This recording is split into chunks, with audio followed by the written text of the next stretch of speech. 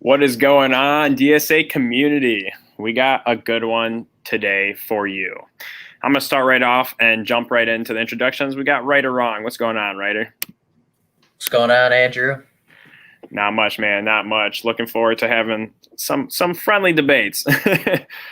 Rachel, Queen of the Den, what's going on with you? Not much. I was out all of last week and Tuesday. I had COVID, y'all. I'm on the other side of it now. Kicked its butt. So I'm ready to talk some Lions football for sure. And yeah, I'm right there with you. I just got that positive, got that Rona positive. So I'm right there with you. Seth, first time coming on. What's going on, man? Hello, Andrew. Thanks for having me. Yes, first time on the Roundtable. I'm usually on the offsides, talking Red Wings hockey Saturday afternoons with Jim and DPD Sports. But like I said, I'm happy to join the Roundtable for the first time. And we're happy to have you, man. We gotta show our DSA fam some love, so we had to have you on. So with this breaking news of Everson Griffin signing with the Cowboys, I just want to ask you guys, do you think that Bob Quinn made the mistake by not being aggressive enough with signing Everson Griffin? Or what do you think about that, Ryder? I mean, so I made a video on my channel talking about it, and I don't necessarily think the Lions need another pass rusher to be good this year, but I mean, we have so much money in the bank that even if we had signed Everson Griffin to $10 million, we would still have a ton of money left. So, I mean, just looking at what he got in Dallas and the fact that Dallas has Dallas doesn't need Everson Griffin. They don't. They have so many other good pass rushers. Like, I feel like it's going to come back and bite them in the butt, especially if our pass rush doesn't, if our pass rush doesn't at least improve this year. Obviously it should, but if our pass rush isn't better this year, then, I think a lot of people are going to look at it and say, why didn't you give him more money and give him enough money for him to want to be in Detroit? Yeah, I mean, I totally agree with that. Seth, what do you think, man? Do you think that Bob Quinn messed up? Not necessarily, even though I don't like that he's addressed the defensive line enough, in my opinion. I don't think that not signing Griffin per se will make or break the team. Because it's like, it seems like with fans, I don't know if it's everywhere, but I know with Lions fans, it seems like every time a big name is out there, everyone's like, let's go get him. Clay Matthews, let's go get him, even though he's an old, aging linebacker. Let's get him. Or Jadeveon Clowney, this aging defensive end. Or a couple years ago, let's trade for Antonio Brown, even though he's a hothead and a prima donna. No, please, no. Okay. Rachel, why don't you say what's up to the people in the chat? All right, guys. What's up? Devin99, DMAP Zoom, Go Lions, One Pride Nation, Dylan Abro, Real Detroit Lions fans. That's pretty much it. I sounded like I was going to keep going. What's up, y'all? Hey, if you're watching the video, make sure you tune into the chat. Drop some comments, drop some love, and we'll try to, answer any questions you guys have. So Rachel, Everson Griffin, a lot of Lions fans were really keen on him, joining the Lions. What do you think about the Cowboys signing him? And do you think Bob Quinn was not aggressive enough in pursuing him? So I think that Bob Quinn wasn't aggressive in pursuing him for very specific reasons. I think that had a lot to do with all the crazy locker room presence of the past. I think he is very specific about that type of thing, and whether or not, the fans could push him into it or not. During that time, I had to say, I wasn't super worried about it. I didn't think he's the best scheme fit for us here in Detroit, and I kind of had my mindset that Bob Quinn wasn't going to do it because of those off-the-field issues anyways. So it wasn't super surprising to me, but what was are the rumors now that his deal was for, what was it, like $6 million? Was it a 1 year $6 million? You Yeah, tweeted for that Everson earlier. Griffin. Yeah. And that to me, I'm thinking, okay, for that price though, we could have made it work. I mean, we do need help with our pass rush. We feel like maybe we addressed it in the draft. I mean, maybe we addressed it with some of these linebackers, but for that type of money for a premier pass rusher, I'm saying you make that deal. So actually, today is where I sort of changed my opinion. Okay. Interesting. Oh, and I gotta shout out Nicholas Valor, my dad, because he said, "What about me?" What's up, Dad? What's up? King of the den, I guess. So I actually have to go on a little rant with this, okay? Because last year I was so adamant that we had finally a good defensive line after many years. I thought that was our strong suit going into the season, and then it was just riddled with injuries and people underperforming. So to go see the Cowboys spending $6 million on a Pro Bowl talented defensive end that has proven himself year after year, it pisses me off. Okay, it pisses me off because we signed Mike Daniels for $9 million last year. The guy was coming off a big injury, and we signed him for $9 million. How do you not go and invest that money on a defensive end? Mind you, Mike Daniels is a defensive tackle, which they get paid less.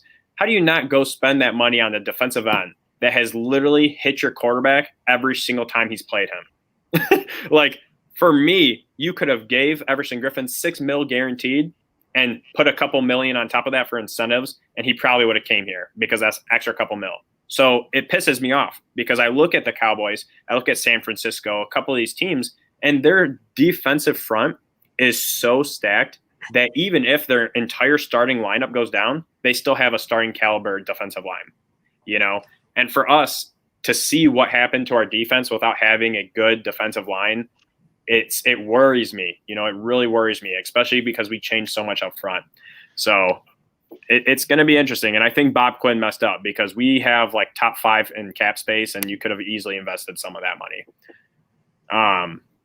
Okay, so my next question is going to be Dan Orlovsky. Okay, so this guy went on and said, I'll keep it 100 with you. Like, listen, he's either going to win there this year or a winner's going to come and get him. And what he's referring to is that Stafford is either going to win this year or a team that is very, loaded in every position besides quarterback is going to just plug him in and they're going to be successful. Rachel, I'll start with you. What do you think about that? Do you agree with Dan in this aspect? I mean, are the winners going to try to come get him? Sure. I mean, well, actually, no, because now that I'm saying that out loud, I'm like, why is somebody that's winning trying to come get Matt Stafford if they're already winning with what they have? So off the bat, just verbiage alone, no, I don't agree. But listen, there's one main reason I think that they're not going to trade him after this season. And that is also, outside of the fact that I personally don't feel like they should for many reasons, you have to think about it in the way of job security for Matt Patricia and Bob Quinn. If they get rid of one of the overperforming players on the team, comparatively, you cannot deny this being true. With a win now mentality, which I'm assuming is not just going to be one season long, what does that mean for them getting to stay around? Stafford has said over and over and over again that he wants to retire in Detroit. So it's not a matter of him wanting out because we can't seem to win with him. And Bob Quinn has adamantly denied any and all Stafford trade rumors to this point. And I understand that he's not a spring chicken, but come on.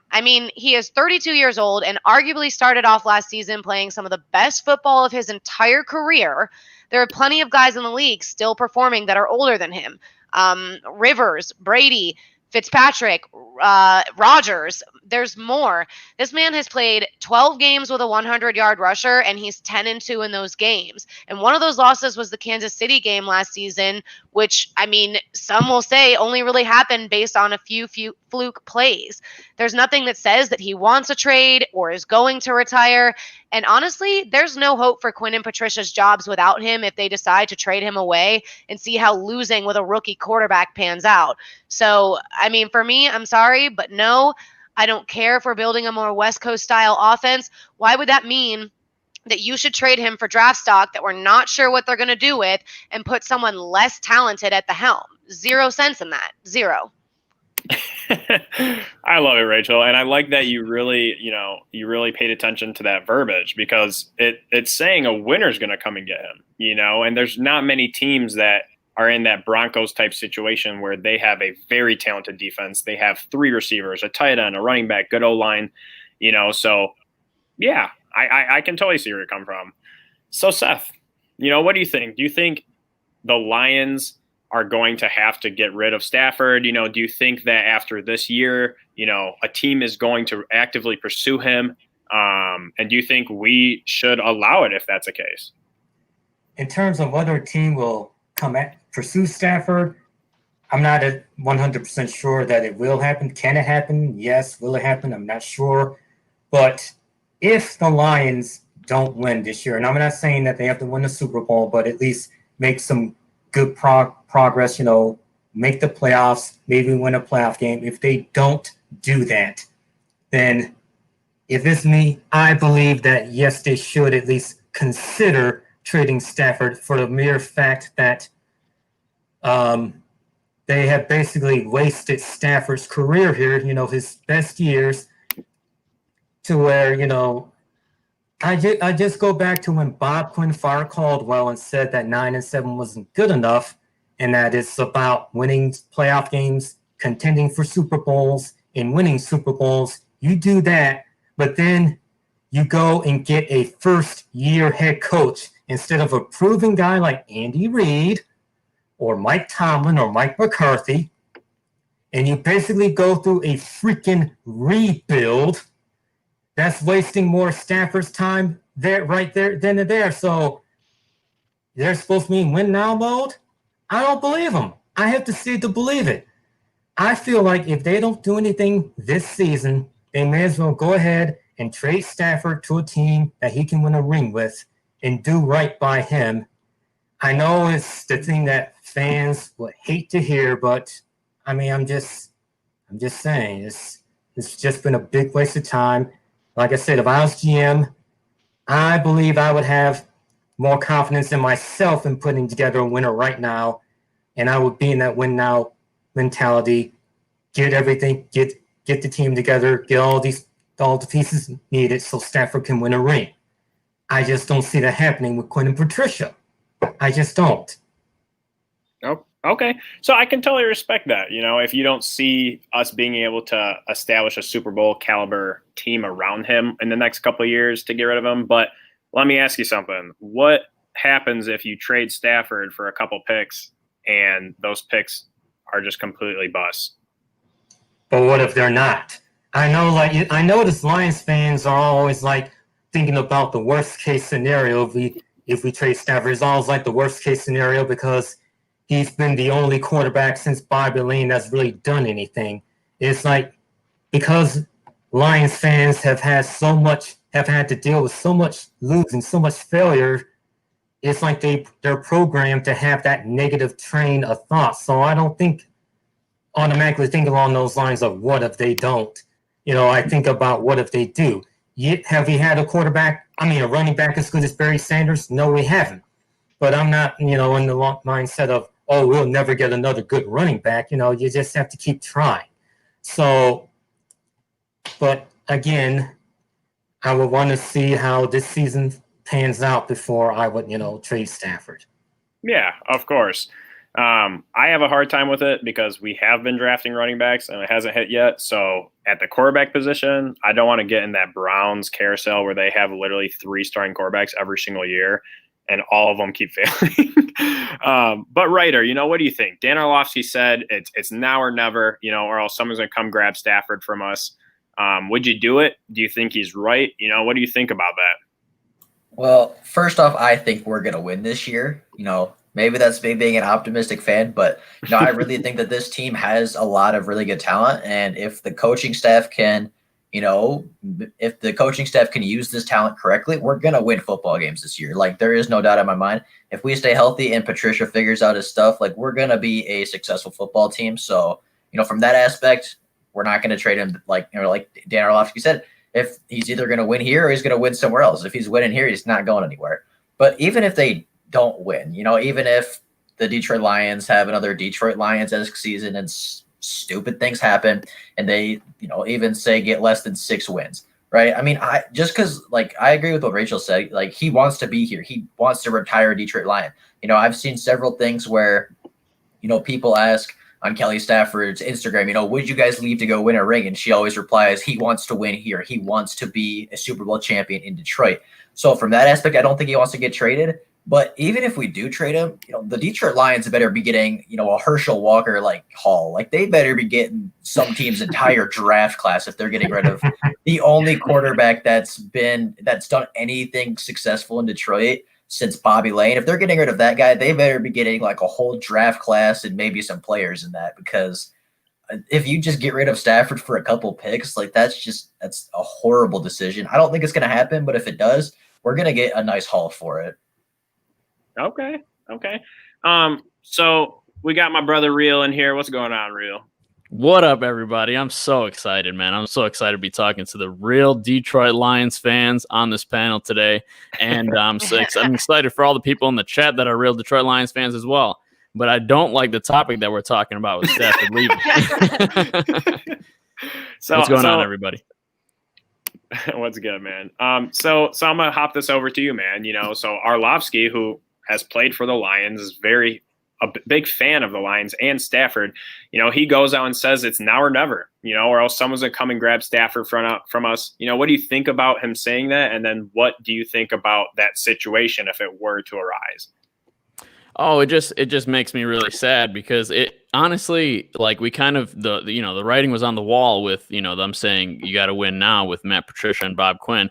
And it's how many coaching regimes and GM turnovers is Matthew Stafford going to survive in this franchise? You know what I mean? So as much as I want him to stay forever, I realize there's a business part of it, and the new guys that are gonna come in, they're gonna see the quarterback is older, and they're gonna take that chance to completely destroy everything and rebuild, so that they could get a few years, under their belt without any real expectations. So I understand that, and I think that that's probably going to happen if Bob Quinn and Matt Patricia are fired. So I understand it, and honestly, as a huge Matt Stafford fan and a defender of him all over the internet, I really hope that if he does get traded, it's to the Patriots and he wins 5 Super Bowls so he can shut everybody up. All right. So my opinion on this is just, I don't see a single scenario where you trade Stafford. And that's for so many reasons. You can go the route of, if you trade Stafford, we're going to get that same old situation where it's oh, you have no respect for your stars, and how do you just ship out the one guy who's played for you for all these years, and he's put up with all this crap, this and that. And then there's the scenario where it's well, let's say we do trade him and we get a couple good draft picks, and then we draft a quarterback for a successor, and we do something else, and it just doesn't work. Then you literally give up the one person that is making your offense click for something that didn't pan out. And like Seth said, well, that's the worst case scenario. But let's say we do get that good scenario, and we do have a good quarterback, and he comes in and he plays at a high level, but you gave up Matthew Stafford to do that. And as a franchise, we get shit on continuously for giving up our players. So when we gave up Slay and Golden Tate and all these guys, people gave us so much flack. To give up Matthew Stafford is leaps and bound worse than any of those guys. It's all of them put together in a scenario, so I don't think trading him is going to have a positive outcome, even if we do have players, just because you gave up him. So I don't know. It's a hard situation, and is there any scenario for you guys that you would actually give them up? If someone did offer you a realistic trade of 2 firsts and one of their star players and maybe another star player or something? Right or wrong, I believe it was Right or Wrong who mentioned that it would have to be a Herschel Walker type trade. I'd have to agree with him. Okay. Well, I think it also depends on who is this team. Or is this a team that's picking in the top 10 every year, or is this Pittsburgh Steelers because Big Ben goes down again and they feel like with that defense and Matthew Stafford coming in, they're going to go win a Super Bowl? Like, it just depends, one, who we're getting in your hypothetical scenario, and two, what are these first round draft picks looking like? Because if it's two picks in the first round, but they're both the 32nd overall pick, that's not really a first round pick. Like, it just depends on who the team is, in my opinion. Okay. Yeah, I mean, for me, like, one scenario that would be like a good scenario is if you literally trade with the Chargers and you got a first, you got Justin Herbert, you got like Derwin James and like Bosa. Like something like that. Yeah, that. obviously. Well, then that is like they can have him. Yeah, that is literally like the only scenario where I'd be okay, and even then it would still hurt my heart because it's Stafford. He's fought through so much, and it would just be hard to see. Anyone else have anything else about this, or I'm gonna hop on to the next question? Nope. All right. I think you said it all. You covered the rest. Yeah, we're a little distracted. Yeah, I'm also like, what is going on over there? We got multiple people making multiple usernames to just spam the chat, so that's cool. But anyways, oh gosh. But whatever. So anyways, Marvin Jones in the interview said our offense is going to be big. Do you think that we can replicate the same success that we had last year? Do you agree with him, or do you think we're going to digress, or do you think we can get better? So I'm gonna hop that one over to you, Real. Yeah, I think. Listen, the offense has been the staple of this team for so long, and that's through the different coaching changes and stuff. And man, just with Stafford at the centerpiece, and we've been adding weapons every single year. We haven't been losing them recently. Like, we lost Golden Tate, but we didn't lose a beat because Kenny Galladay stepped up. So, it's been honestly very successful the way that it's been going, especially with Darrell Bevell stepping onto the scene and just, bringing that unique play calling that I think that we lacked for so long under Jim Caldwell and his offensive coordinators. So I really think that they can improve, and especially with the running backs that we got and the guards that we got, I think we could finally have a run game, and it could really be a good time. But all right, somebody else got to go because I got to put these people in timeout in the chat.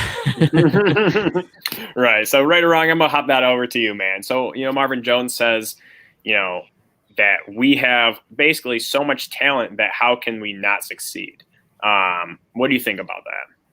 I mean, I think he's right. If you look at our receiving core, we have one of the deepest in the NFL. Kenny Galladay is a beast. Marvin Jones is fantastic. Amendola, very, very efficient wide receiver. Marvin Hall, he might not be as effective next year because people are a little bit more prepared for it now, but I still think he's going to be that big play threat.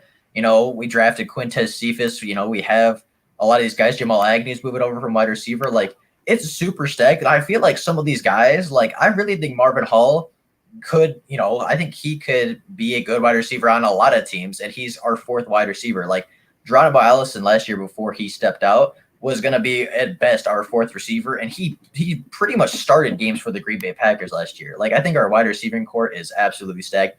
Our running game last year, I love Kerryon Johnson when he's playing. He's arguably a top 15 back in the NFL. Then we just added DeAndre Swift, who is a fantastic running back from Georgia. We just added Jason Huntley, the big play threat from New Mexico State. We have Bo Scarborough, who stepped in and stepped up late in the season, and then you get to the tight ends, and just the more you go down this rabbit hole, there's so much talent that, like, Jesse James was a starter for the Steelers before he came here, and now he's our backup.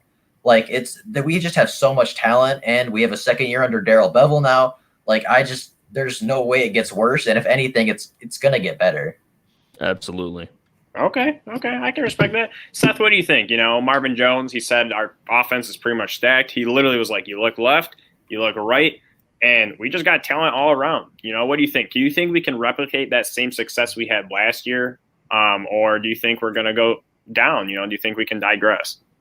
He's right on.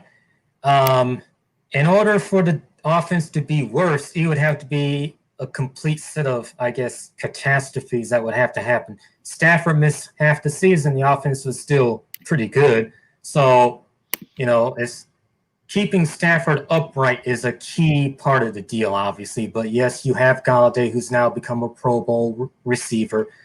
Marvin Jones makes a very good number 2 wideout. So I feel like as long as Hockenson is able to progress, James has a bigger role, and you have a consistent running game, then the offense would be even better than last season. You'll have almost like maybe I think like the 1995 Detroit Lions offense, which was the top rated in the league with Barry, and then you had Herman Moore, Johnny Morton, and Brett Perryman. I mean, that was a high-powered, explosive offense. I'm not saying it would be exactly like that, but maybe somewhere in the ballpark of that type of offense, best case scenario. Okay. Rachel, do you think we can replicate that same success? Do you think that we are stacked like Marvin Jones said? I mean, if anything, if the run game is as successful as we expect it to be, as we all are so dearly hoping that it will be, I think it will be just as big as Marvin thinks. But even then, if the run game isn't, which so many times it hasn't been when we've been optimistic, I still think you can expect it to be at least as high powered as last season. I mean, Galladay led the league in touchdowns. Marvin was right there behind him. The passing offense was all around putting up great numbers. And if we've done anything, we've shown that the offense is only slowed down by a lack of a run game when it comes to things like controlling the clock, which obviously sucks, and some short yardage situations. But I mean, Amendola stepped up during a lot of those. But I mean, if you're looking statistically speaking, I mean, yeah, the defense was giving up a lot last year, but the offense was still putting up about 350 yards a game. I mean, that's not bad. That's not bad offensively speaking with no run game at all. Right. And the first thing I think of is you have Matthew Stafford. Your team's going to be successful. Besides when we had Jim Bob Cooter, and thank you, Ryder, for mentioning that to us. Besides when we had Jim Bob Cooter, everything always clicked on offense. We always were able to put up points. We're always able to drive down the field. So you have Matthew Stafford back. You beefed up that offensive line. You got a little bit younger. You add DeAndre Swift. Everyone's coming back healthy. It is exciting. I think, if anything, we could even get slightly better than we were last year. I think we can be a little bit more efficient because Hockenson will be in his second year, and you have that dynamic backfield now. So I'm super excited. I definitely think we can replicate that success that we had last year. And I do think he's right. I do think you look around and we have a lot of talent. So hopefully he's right, and hopefully we can grow from last year. So we're going to change it up a little bit. We got 1,000 straight COVID tests without anyone testing positive. Rachel, do you think this is a sign in the right direction for the NFL, or do you think that is just, not a big deal and they just didn't test positive? Gosh, this question's a hard one for me because I'm not going to lie. At this point in time, I'm not super optimistic about COVID and its effects on the football season. I'm feeling really down after the announcement from the Big Ten and Pac-12. So I hate to be a Debbie Downer, but one person gets it, and literally the whole team is in question. I mean, look at us with the injuries last year, and then imagine more players than that testing positive for COVID. I mean, then what? Really, what is the plan if that happens? I don't hear a lot about what the NFL's plans are. I know that they got the players back on board with training camp and we got to see some details, but I mean, during the season, what are they going to do? What are they going to do to make sure that players are not getting in trouble? I mean, the Seahawks just released, I can't remember the guy's name, just released a player for trying to sneak his female counterpart in their hotel dressed as another Seahawks player. Like, they're going to try to do dumb stuff like that. And I want to say that we can trust every last football player. But I mean, yeah, what does happen if one person gets COVID or half the team gets COVID? Do you just lose 2 straight weeks in a row and we say, COVID? I mean, there's just so much in question for me. I think it's great that they've gone that far without anybody testing positive, but is that able to be maintained is just the question that hits me on the back end. Yeah, I mean, I totally agree with you. You know, it's nice to see the 1,000, but is it sustainable? You know, do you think it can carry on? You know, Seth, what do you think, man? You know, we had 1,000 straight tests without anyone testing positive. Is that a good sign, or what do you think about that? It's nice, but I really don't think it's realistic to say that you need to have no tests, you know, 0 positive tests going forward for the rest of the season to go off, you know, as planned. You know, it's just not realistic. You know, if 1 or 2 people test positive, you know, I feel like if everyone freaks out about 1 or 2 players testing positive, that's like, okay, it happens, but it's not like it's 50 people, you know?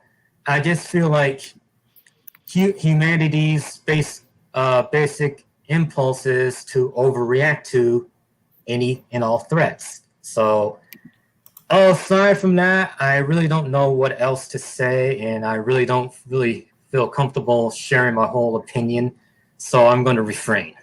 all right.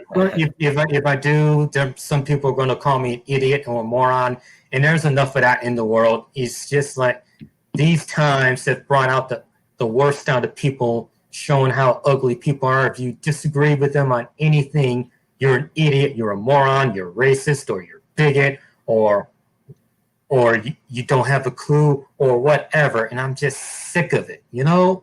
Can't we just agree to disagree and still show compassion for each other? I mean, jeez. Hey, man, I wish there was more love in the world, so I agree.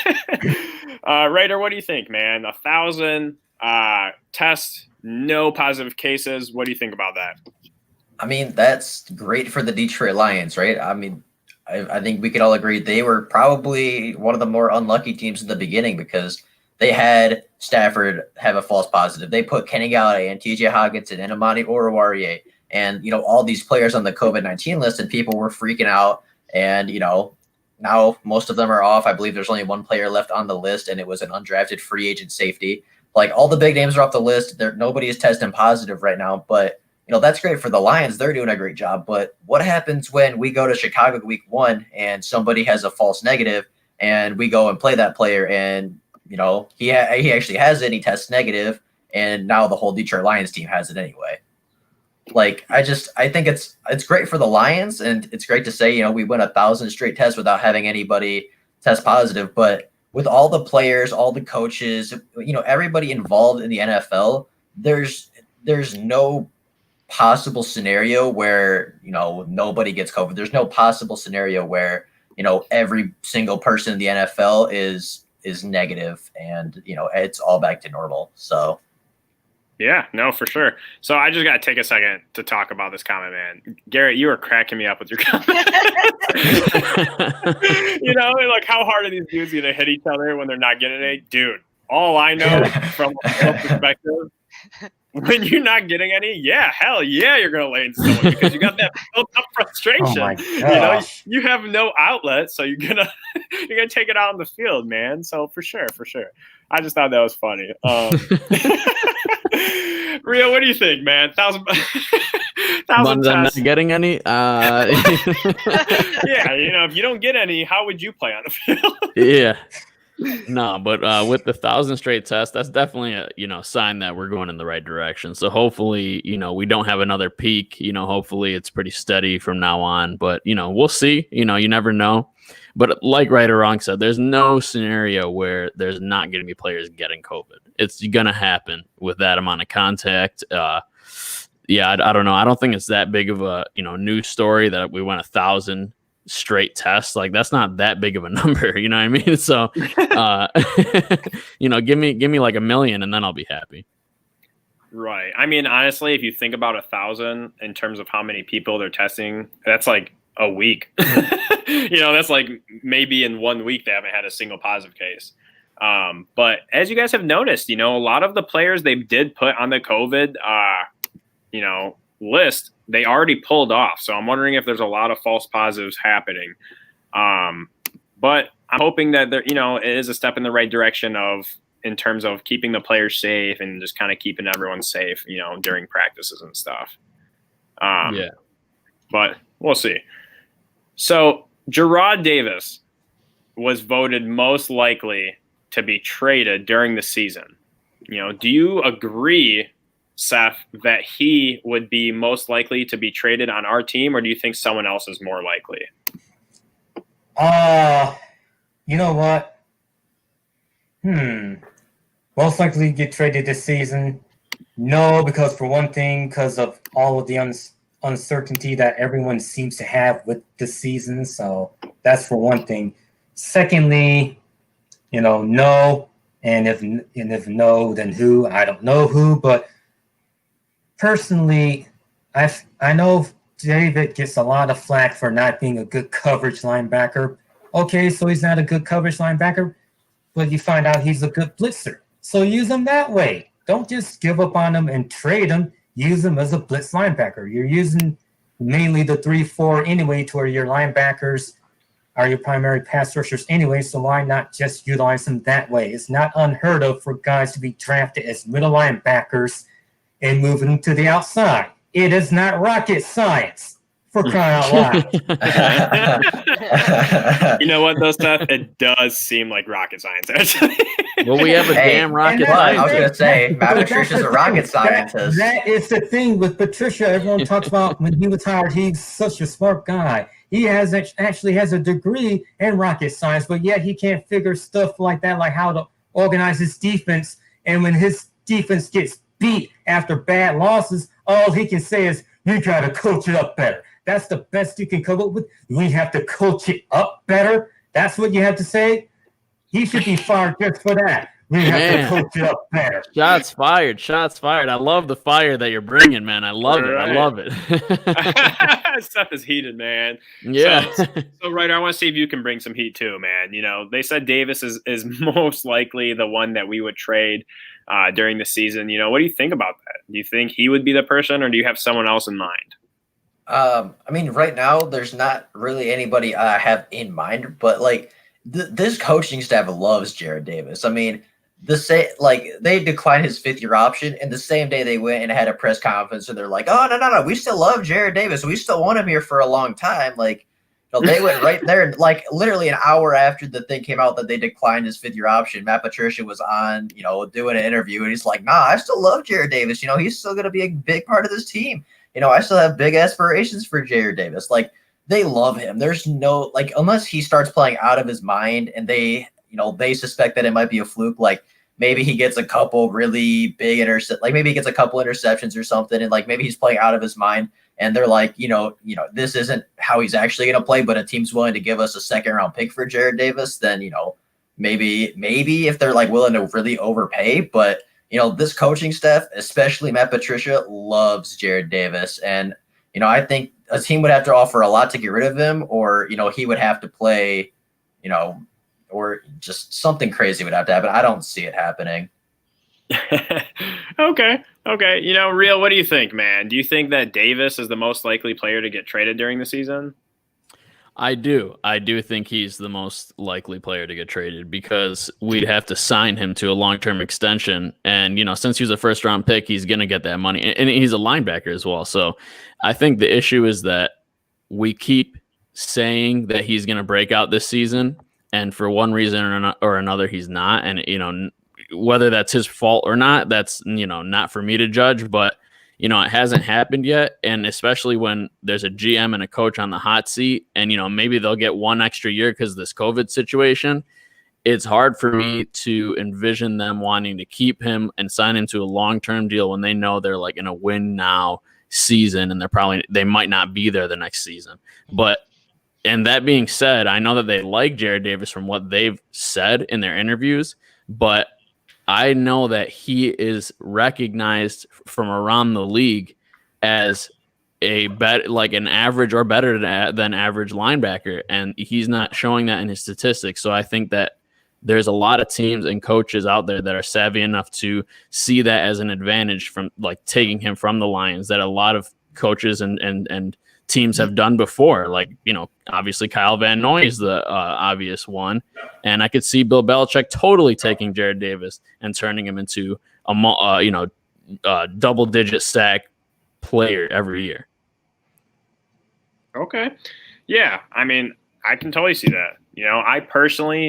I have always said that Davis just isn't it for us. He doesn't fit our scheme that well, and they don't put him in the right position. Seth said, if he blitzes well, why don't you make him blitz more?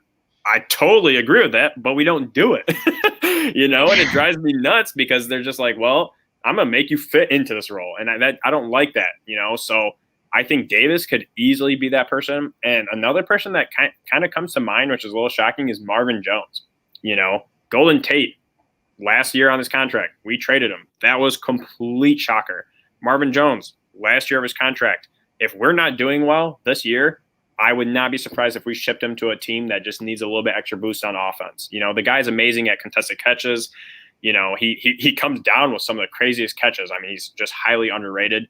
And I would not be surprised if we shipped him if we weren't doing so hot, to get a little bit of a boost in the draft. Rachel, what do you think? Who do you think would be that player that we would ship out during the season?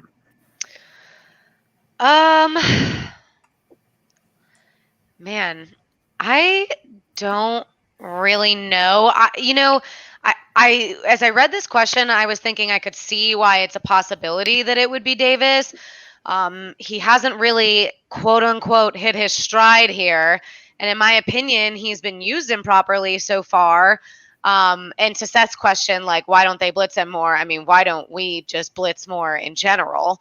But I think somebody could see his potential as an athlete and as a fit in their system. And especially after having some play under Jamie Collins and training with Collins, I've seen articles already that says that they've taken to each other immediately in training camp. If I'm other teams, I'm looking his way for sure.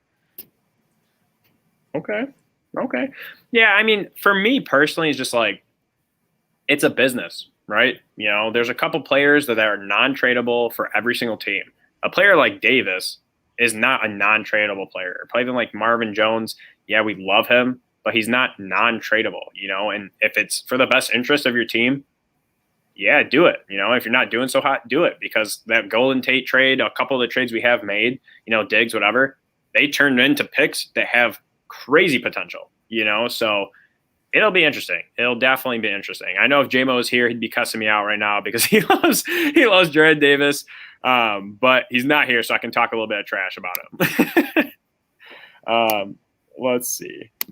All right, we're going to hop on to the next question. So John Macaroon said the 3 biggest challenges of a short training camp are special team battles, teaching fundamentals, and tackling. So Rachel, what are your 3 biggest challenges about having a short training camp? Okay, so I have to say this first. Tackling is not a short training camp problem for the Lions. It's just constantly an issue. So I don't know if I'm definitely not including that one in my 3 biggest challenges, or really that's just in general a challenge for them. I'm with him on the fundamentals for sure, but I really think he hits the nail on the head with the special teams battles. That's somewhat concerning for me. I'm hoping that having Braden Coombs and not too many changes on special teams. We actually weren't seriously hurting in that area last year, but I do think that that's a very, very big part of training camp that they're going to be missing out on. So that is somewhat concerning to me. I mean, other concerns in general, just rookies. I mean, that I worry about Okuda. I know that he is a technician from everything that we've seen, but I mean, you really don't have the time to even shadow your teammates like you would. I mean, there's no joint practices. I think that's going to hurt rookie development in some ways. So we really got to hope that these guys are ready to step up. But I mean, with a short training camp and all these COVID concerns, I'm thinking some of them missed even more. So I don't know. That's probably it for me. He hits the nail on the head with the special teams, fundamentals, rookie development, but tackling is just always bad. Always. Yeah, I mean, we definitely have had a hard time with missed tackles last year, so I'm hoping that gets turned around. I do have to shout out, go Lions. My dude is just repping that health, 1, 2, and 3. Yeah, 100%. I'm with that. Yeah, and it is super important to have health, that short training camp. And I think with a shorter training camp, it limits, and especially with not having a preseason, it limits all those, injuries that we've had in years past during preseason, during training camp, so I'm hoping that we can continue to, have a healthy team going into the season instead of. I was saying the opposite. I thought he meant the opposite. I thought he meant that that's going to be a challenge because their bodies aren't going to be football ready. And, maybe a lot of people take that for granted and they say like that should be, they should really condition and whatever. But if they're not taking, hits or not at least, I don't know, like hitting the pads like they should be, then, it's going to be tough when you actually get onto the field and get really hit by somebody that's a beast like Jared Davis or something. It's going to hurt a lot. So that's what I thought he meant. You thought he meant that they were going to be more healthy? Yeah, I mean, I could be interpreting it wrong, but it can definitely go both ways. If you're not conditioned to the point of game ready, which is very possible, you don't have preseason games, shorter training camp, shorter training as a whole, it's very possible that in game you could get hurt from hits, you could get hurt from those non-contact injuries just because your body isn't warmed up, to that game level speed. So yeah, no, that makes perfect sense. And he just said exactly. So that is what he's talking about. Okay. But Ryder, what do you think are the 3 biggest challenges about a short training camp? I think my biggest is rookie development because, if it was a normal year, these rookies would have rookie camp, they would have optional mini camp, like they'd have the preseason, they'd have so many more opportunities to grow as a player, but also grow and bond with their teammates. And they don't have that this season. I mean, they get a month of training camp until September 10th. They literally have a month from today or a month from 3 days ago to be ready to play against veteran NFL talent. So I think that's the biggest thing is, are these rookies going to have enough time to get ready for the NFL season and the NFL in general? I think health is a big one. I totally Go Lions said that exactly. I was thinking that, the more or the less conditioned your body is to take NFL hits, the more likely you are and the more susceptible you are to injury. It's going to happen. And I was talking with somebody earlier, like that's my big thing with Gronkowski. Everybody's hyping him up, but he hasn't taken NFL hits in over a season. Like as soon as he comes across the middle on a strong safety on a Jamal Adams and Jamal Adams lights him up, like Gronk's gonna feel it. So I just feel like, that's a big thing. And then, I kind of disagree with the special teams because, like Rachel said, we didn't change a whole lot on our special teams. Like Matt Prater doesn't necessarily need to learn how to kick field goals, in my opinion. He's pretty good at that. Right. The punter battle maybe, but at the same time, like it's the punter. You can figure that out at some point. And then, with like special teams coverage, they brought over Braden Coombs as the new special teams coordinator, but they also brought over Tony McRae, who played with Braden Coombs and is going to help the players get up to that level even faster because he's going to be familiar with exactly what Braden Coombs is going to do. Like he knows exactly because he just played with him a year ago. So, I feel like the special teams isn't going to be as big of a thing because not only do they have a couple players that are going to be familiar with it, but at the same time, like Matt Prater doesn't need to learn how to kick a field goal. Like he doesn't. Hey man, it's pretty hard to kick a field goal. Okay, have you ever Not seen Matt Prater? You ever seen that? No, he's a beast. Yeah, no, Prater's a beast. Prater's a monster. Right. So I mean, that's my thing. I think the big 2 are just health and how fast are these rookies going to develop? Are they going to be ready for week 1? Okay. If you guys are watching right now, we got over 20 in the chat. Drop a like, drop a comment. Let us know that you're here. Seth, what do you think? We have a shorter training camp, no preseason games. What are the 3 biggest challenges about that? Well, I do believe John's a smart guy, so I was going to agree with him. But hearing what you guys are saying, like Rachel and Right or Wrong, you guys are making a lot of sense.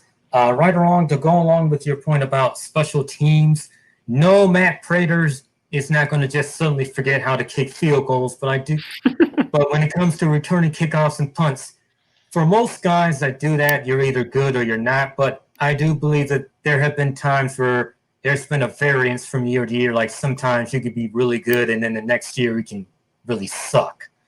But, I digress. For me, the big things are rookie development and conditioning. Because like you guys said, you would usually have the rookie minicamp and then the off-season OTAs. None of that happened, and then the short training camp. So rookies have a much steeper learning curve. And then for someone like Okuda, who's a cornerback, which is a very hard position for a rookie, so he's going to have a really steep learning curve. I mean, he may be really good, really talented, but if he struggles his first year, I can't really say that I blame him. Doesn't mean that he won't be good in the future, but it could be rough for a rookie year. I mean, how many rookie QB or rookie corners do you hear about having Pro Bowl years? Not too many. If he ends up having just a solid year as a rookie, I'll be satisfied with him. And then for conditioning, like you guys said, especially for the rookies, well, really for all the players, they're not used to having all of the camps and, the less time that can really have an effect on their body. So it's almost like for the other sports when they're having a lockout shortened season, it's like a condensed period, hustle, hurry, let's get into shape. And that could be tough for most people. Yeah, no, I mean, I totally agree with that. Rachel, what do you think? What would be your 3 challenges, going into the season with having a shorter training camp and no preseason games? I already answered, but I can reiterate if you would like. Sorry about that. I'm slightly distracted. I feel you. Right. So I'll go ahead with this. I'm kind of on right or wrong side with this one because for me, one of the biggest challenges is getting those rookies acclimated to the NFL. It doesn't make it easier for players with limited reps and shorter practices, no preseason games, to really adjust to that full game speed in the NFL level. They're kind of getting thrown into the mix. Another thing for me, is those guys on the roster bubble. Okay. So as we've seen before, our depth is not the greatest once we lose some of our stars. So for me, I want to make sure we get those players right. And if we're not able to see guys, because we have limited time with them, like a John Pennicini or someone like that could be a hidden gem, that is a big challenge, so it's going to be our coach's gut instinct to see who that 53-man roster will be, so there's that. And then another thing is that chemistry, with defense specifically, because we overhauled so many players in the starting lineup, it's not going to be as easy for them to start clicking. They might know the scheme because we did bring in a couple Patriots, but it's not just about knowing the scheme. It's about knowing the guys next to you that are playing. You got to know exactly what they're going to do in every scenario so that you can react to that and know how to make a play, know where you need to be. So that's a little worrisome on that defensive side, especially because of how bad our defense was. I just really hope that they can click and hit the ground running, week 1. Let's see. Okay, so the Bengals just recently signed Mike Daniels to a $2.7 million contract. Real. Would you have matched that contract, and what do you think about that? I would have matched the contract. Yes, I would have. Even though he literally robbed Detroit last year by just taking our money and sitting down on our bench. I think that this amount of money would have been obviously less risky, and if he does play like Mike Daniels, then the value is much worth the risk at that point. You know what I mean? I didn't like the pickup as much last year because of how much we paid, right? Like how much is he really going to contribute to this team to be worth that? What was it, $10 million, $9 million, something like that? Mm-hmm. So that was the problem last year, and to see him go for that now, I'm not surprised because he didn't play at all last year. So I'm not surprised that he went for that. But honestly, I'm surprised that the Lions didn't offer him that, since he was so gung-ho about playing here and playing for Patricia. And he seemed like he wanted to be a Patricia guy, So I think for that amount, that's pretty good depth. That's less than we're going to pay the guy we got from Chicago, Nick Williams, right? Mm-hmm. That's less than we paid him. That's less than we paid, Danny Shelton, all those guys. So if we could add him for depth and he does play like a Mike Daniels should play, then dang, that's a scary depth piece right there that you got for less than $3 million, in my opinion. Right. So I just got to, comment about Motor City Thanos. He said, nope, they can have him. So I feel you in a sense, but for me, for just double that price, we could have freaking Everson Griffin. That's true. That's 100% true. True. He's literally looking at Nick Williams and looking at Everson Griffin and saying, which guy are we going to give $6 million? Or even Danny Amendola, which guy are we going to give $6 million? And the fact that we went with Nick Williams and Danny Amendola, that just drives me freaking nuts. And Mike Daniels, like you said, he was so adamant about, I love Patricia, I like Detroit, I want to be here, I want to do this. Dude, $2.7 million, that's basically free in the NFL. You could have gave him $3 million, he would have came back. So for me, I would have definitely signed him. It's a little bit more depth, a little bit more veteran leadership, and I don't think it would have hurt at that price. It's not that $9-10 million that we paid him last year. Ryder, what do you think, man? $2.7 million, what would you have done? I mean, in my opinion, we probably could have paid him $2 million and he would have come back. Because like you guys are saying, he was so adamant about being here. He came on multiple media sources and he's like, I love Detroit. I love Patricia. I love the guys in this locker room. I love this. I love that. I love, right. I love everything about it. I love how you spelled Detroit. He was going crazy. So I feel like even if we offered him even $2 million, he probably would have come here just because he seemed like he really, really wanted to be here. And like you guys are saying, $2 million for, a solid depth piece is a very good value. But, I've done a couple videos on Mike Daniels, and even last year, he didn't play a lot, but when he did play, I saw some of the old Mike Daniels. I saw plays where he was collapsing the pocket. I saw plays where, even in week 1, he forced Kyler Murray out of the pocket, and then that gave Devon Kennard a sack, and he had 3 from those games. I saw it. I saw Mike Daniels play up to that $9 million at points last season. Now, in no way am I saying he earned that $9 million. He absolutely did not. But at points, it looked like he did deserve it. And if we could even get that, if we could get those flashes once a game for $2.7-3 million, that's 100% worth it in my opinion. Yeah. And you know what? To me, when I saw him sign for so cheap, it was a little disheartening. Same thing with Everson Griffin, because those guys do show a lot of flash. And like you just said, week 1, he caused the pocket to collapse and got a sack for Devon Kennard.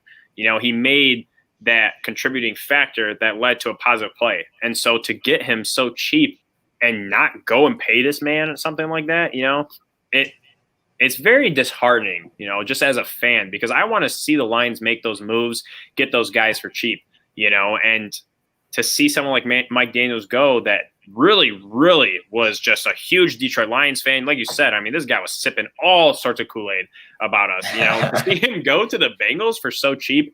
It kind of bugs me. Yeah, and they're divisional guys, so Mike Daniels wanted to fuck Aaron Rodgers up. You know what I mean? Right. Well, he missed some games, so he didn't get the opportunity. Right.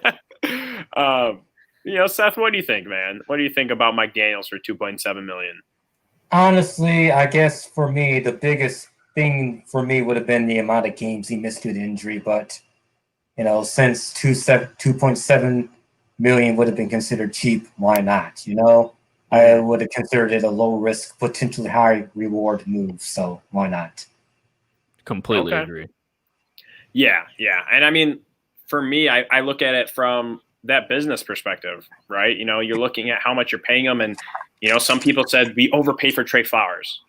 I think he's playing phenomenal for us for that $90 million compared to 135 someone like, the Bosas are getting.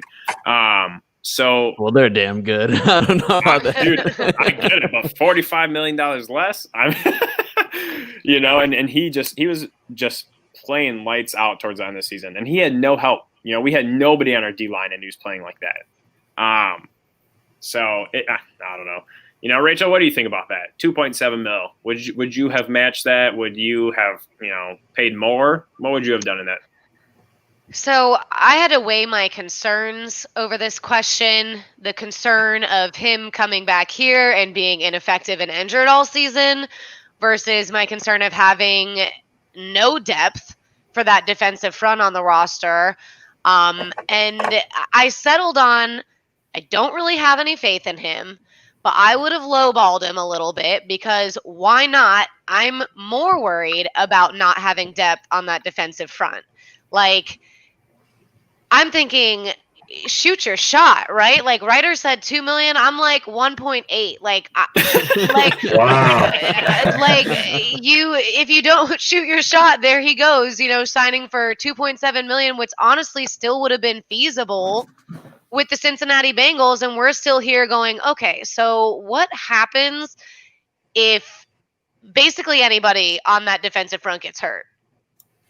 I mean, Right. What are we looking at as far as depth pieces right now? And that's concerning. So I would have rathered him come here and potentially be injured and ineffective all season. But what are the chances of that? Like the same as the chances of us having as many injuries as we had last season are the same chances that I think he would be injured and ineffective all year. So I'm saying like lowball him, and if you end up at that 2.7, fine, whatever. At least you have someone there. At least you have a body that can go out there and do something.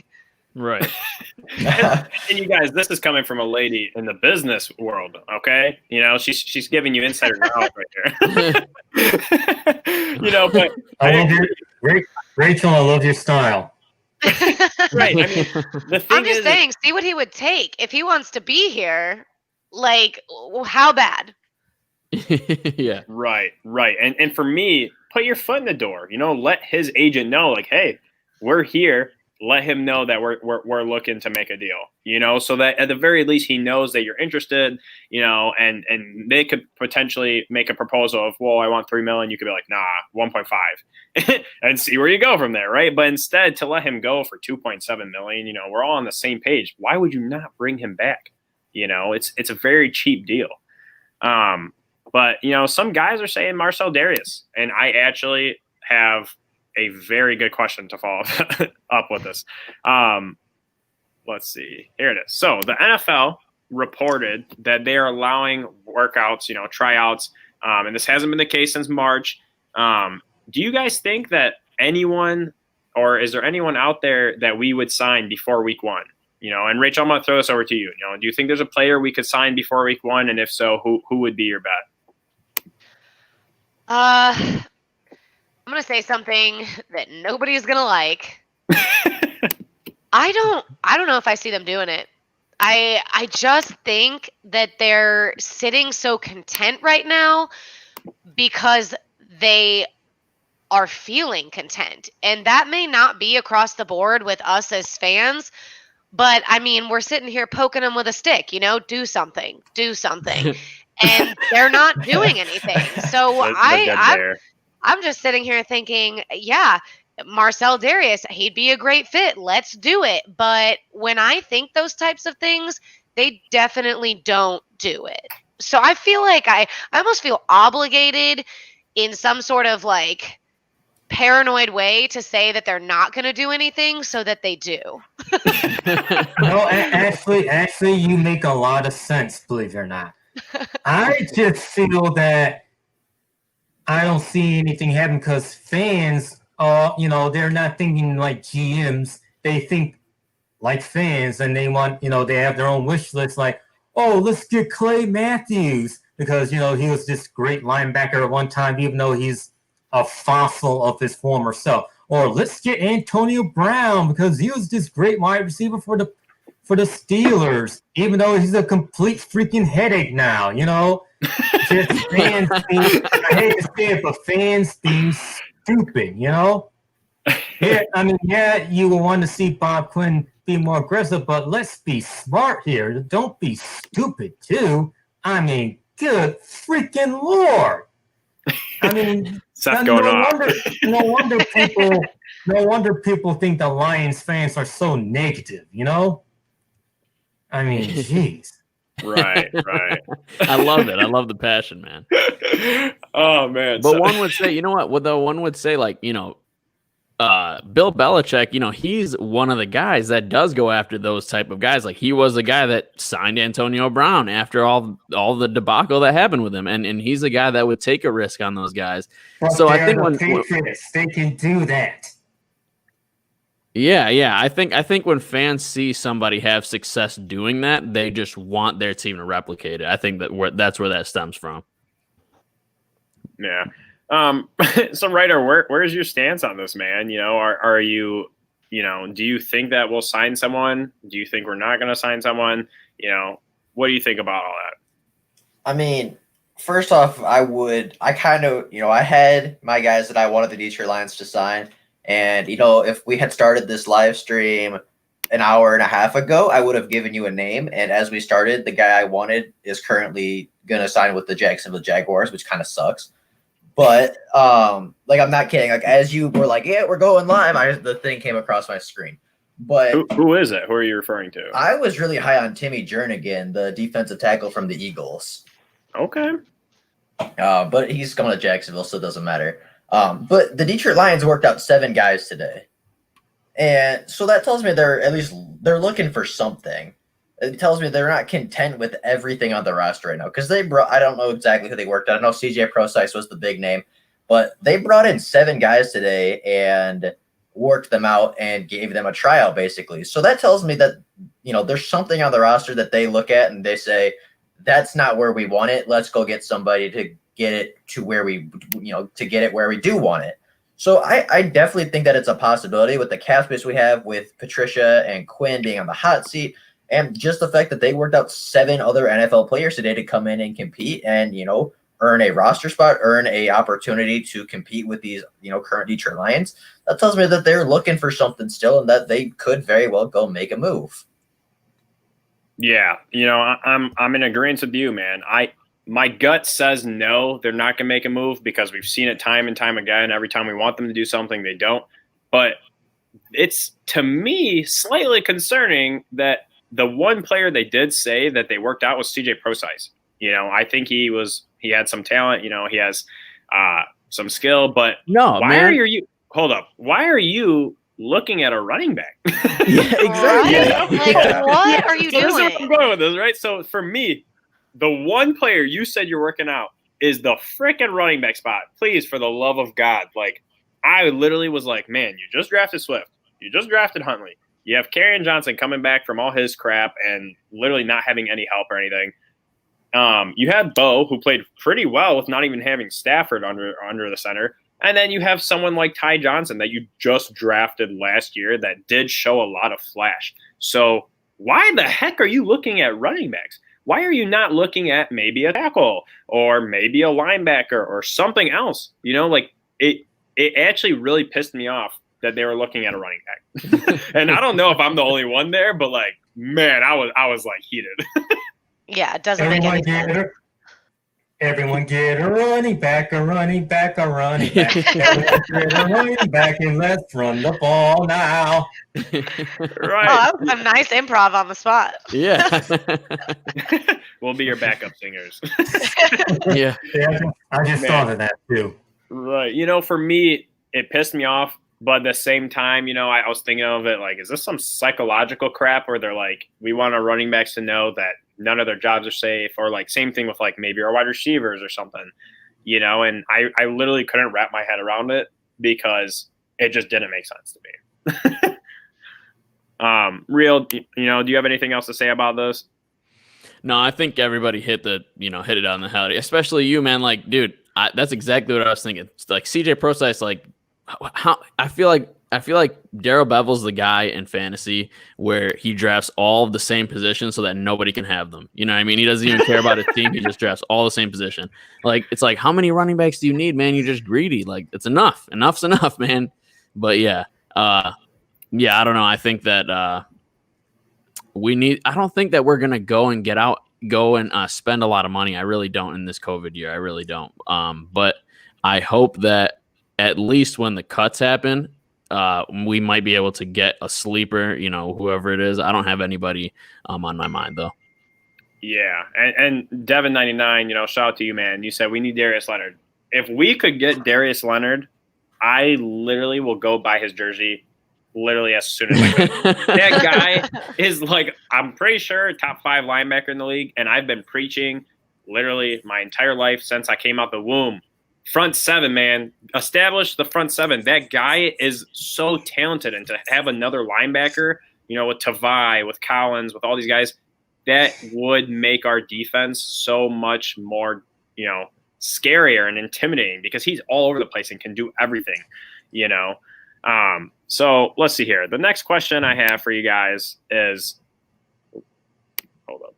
There we go. So Harmon is going to be playing that single high safety spot this year, right? And in Patricia's defense, he makes it to where that single high safety spot actually has those in-game, call changes and adjustments. It's not that Mike linebacker spot. So how comfortable are you, Real, with having Harmon, who's a new player, with the shortened training camp, being the guy to make those in-game adjustments for us? I'm comfortable because of what I heard from Tracy Walker on Glover Quinn's YouTube show. If you guys haven't, watched that interview, you definitely should. Anything that Glover Quinn puts out, that's the DB room, you guys should be watching it, man. This is like Lions content gold for Lions fans like us. I'm serious. And when in his interview with Tracy Walker, they talked about a few things, and one of the things was his preparation and what he's been doing. And he said he's been working with Darren Harmon, and he's been he was just praising him and saying that he's clearly a guy that's going to put in the work, and he appreciated his work ethic and that type of stuff. And he was just saying what a good teammate he's going to be and stuff like that. And just that positivity alone makes me very comfortable because Tracy Walker is a beast. So if he's saying that about Harmon and, Glover Quinn, he knows he was the one that trained Tracy Walker and Darius Slay and all those guys, basically, from what they've said. And for Tracy Walker to say that I keep forgetting his first name, but Duron Harmon, right? Yeah, I keep messing it up, man. But yeah, the more positive things he's saying about that and how he's getting involved with the rookies and stuff like that in the secondary, I just love to hear all that. So I'm comfortable with him being a captain because I know he's a vocal guy. So yeah, that's it. Okay. So those of you in the chat still watching, hit that like button, post a comment. I want you guys to start posting your questions if you have any questions.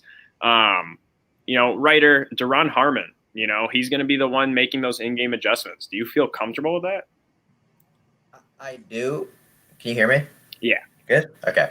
I do. And, this might sound weird for a football show, but I have a very soccer-based background. And in soccer, the goalie is the one commanding everybody. The goalie is the one, giving the directions because he can see everything, right? And that's the same in football. The safety can see everything on the field. He can see everybody in front of him.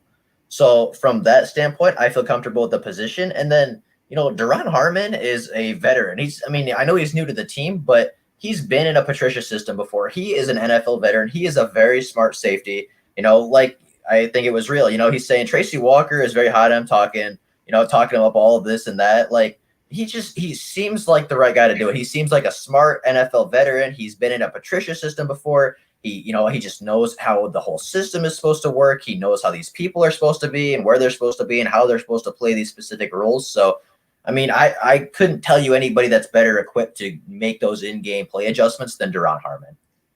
Okay, and that's very interesting that you compared it to soccer because, they do call soccer football. So maybe there's some connection. Maybe not. Bro.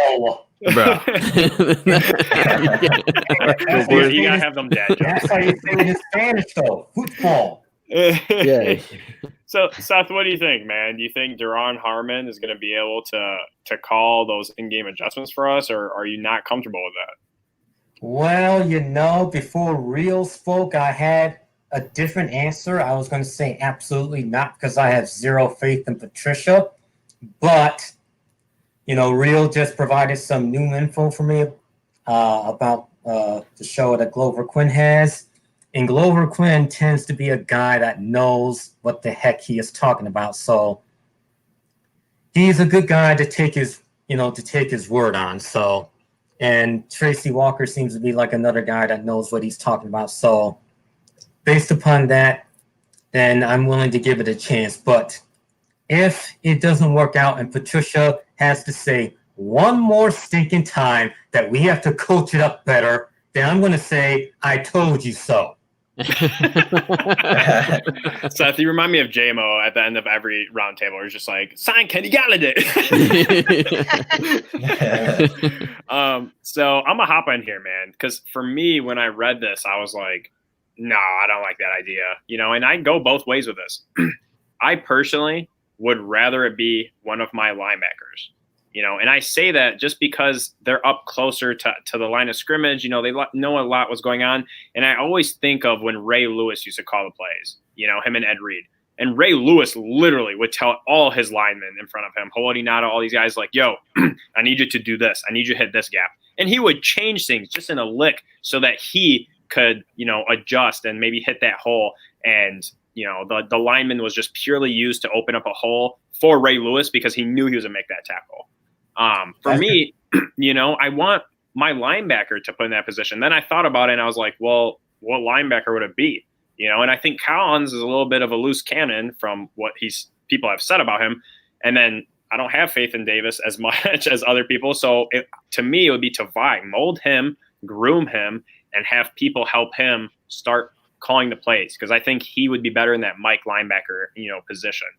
And yeah, Duron Harmon in one of his press conferences, he literally was like, oh, I come from, the Patriots and, I'm familiar with Patricia, but he also was like, the system that Patricia is running has adapted and evolved from when he was in the Patriots.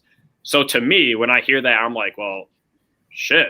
I mean, the system must be different enough to where you're saying that, So I'd rather it be that linebacker who's seeing a lot more and is closer to line of scrimmage because not every play gets to that secondary, where the safety's at. So, Rachel, what do you think? Are you comfortable with Duron Harmon coming in and making those in-game adjustments?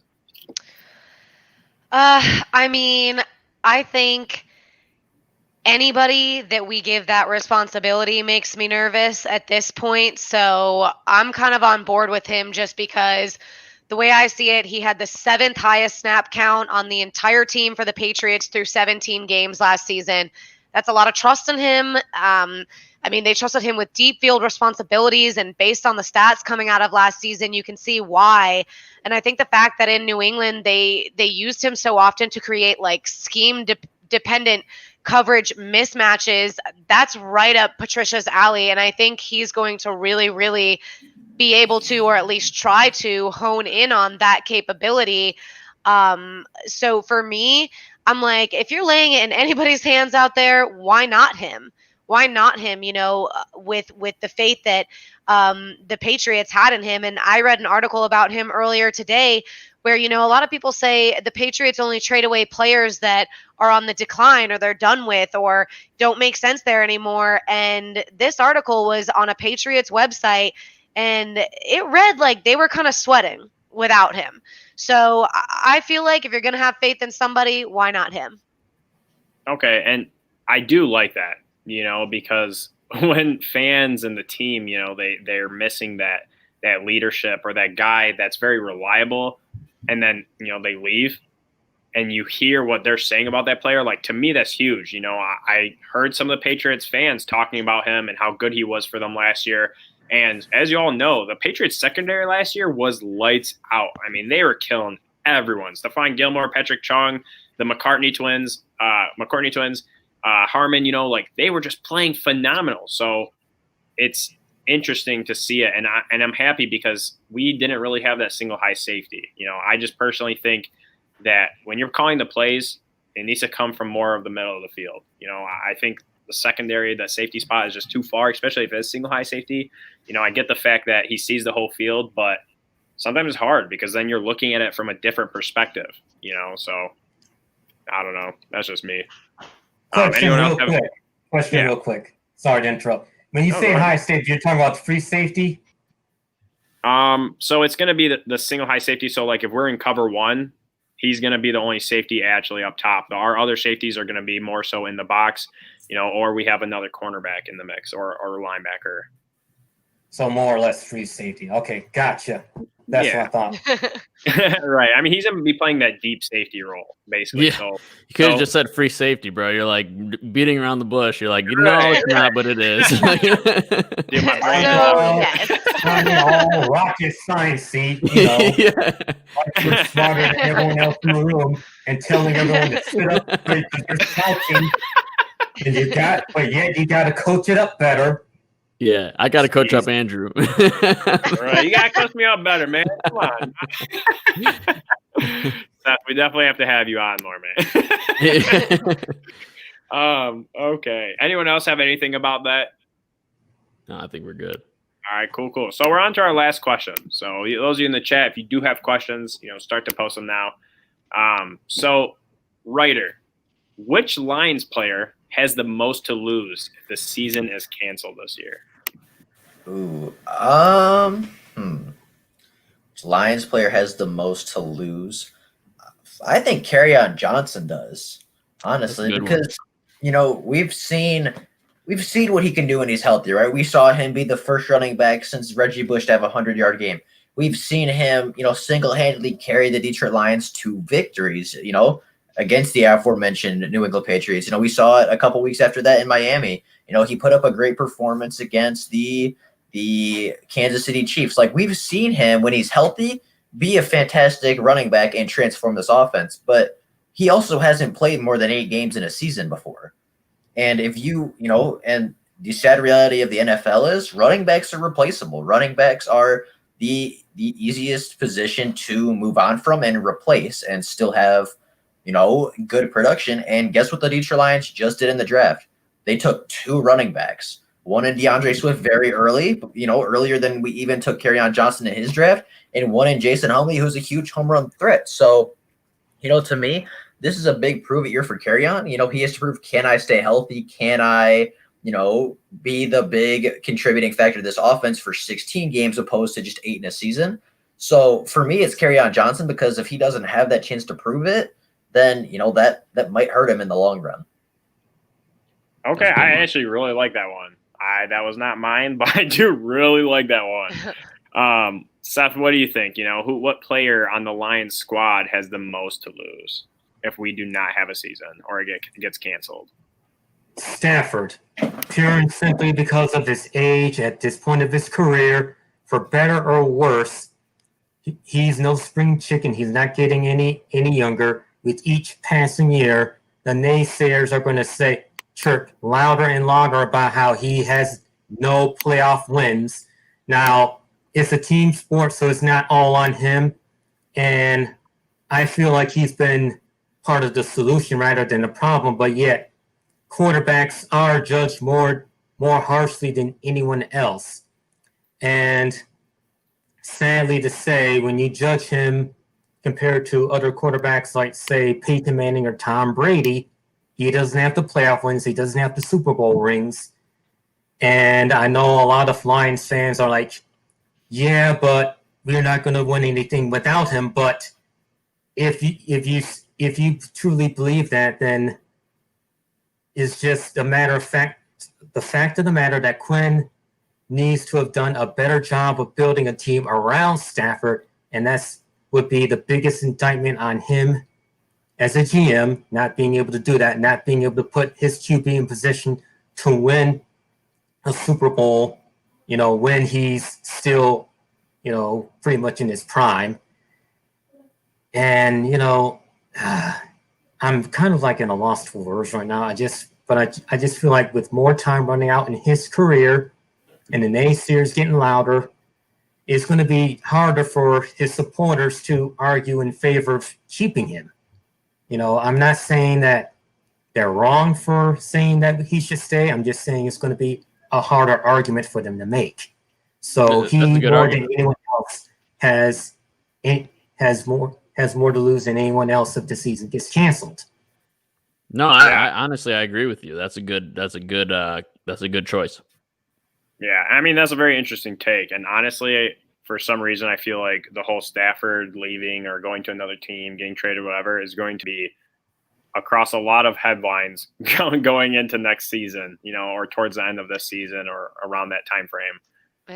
It was before this season too. Right. I know, and in this situation, especially, if we don't have a season or if it gets canceled, it's going to be very interesting to see how they handle all this, especially if there is an offer. It's different if there is an offer, compared to just skepticism or something.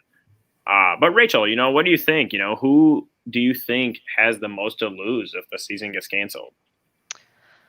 I'm going to take a more monetary look at this and say Taylor Decker, because he's in his contract year, and based off of inconsistencies last season, I'm telling you right now, whether we extend him or somebody else takes him, if there's no season this year, he's losing money.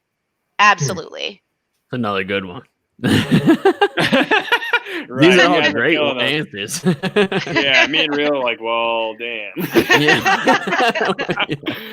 Well, I'm gonna let you go next though, Real. Oh, thanks. Who? Well, I'm saving myself for last, so I'm giving you a heads up. Who do you think has the most to lose if the season gets canceled? No, I mean, I got to pick one of the ones that they picked, to be honest with you, because you could argue the same thing with the contract with Galladay, but it's like he put up such a great year last year that it doesn't matter. Like, right, somebody's going to pay him if we don't. Yeah, right, and Taylor Decker, that's a good one. Stafford, I don't know, because I personally think that with this back injury, like, he might actually strengthen his back even further, and then might extend his career even longer. So that might be a benefit. And then Carry On, I think that's a good one. So I'm going to pick Carry On. Sorry, I'm tagging along with you, Ryder. Man, you couldn't be original. No. Such a shame. You know what, though? I honestly, I have two that no one said. So I think Marvin Jones actually has a lot to lose because he is in that contract year, and he's not in the same situation as Kenny Galladay where people are ranking him as a top 10 wide receiver, and he's still super young.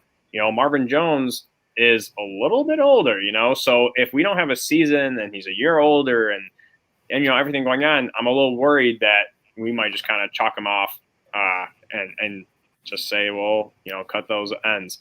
But another player actually is Draw Davis. I'm surprised no one said anything about that. So he didn't get that contract, that fifth-year option. He has not lived up to that first-rounder pick. And for me, to not have him play this year, especially with a healthy, line in front of him, it's going to be bad because I could totally see them being like, you know what?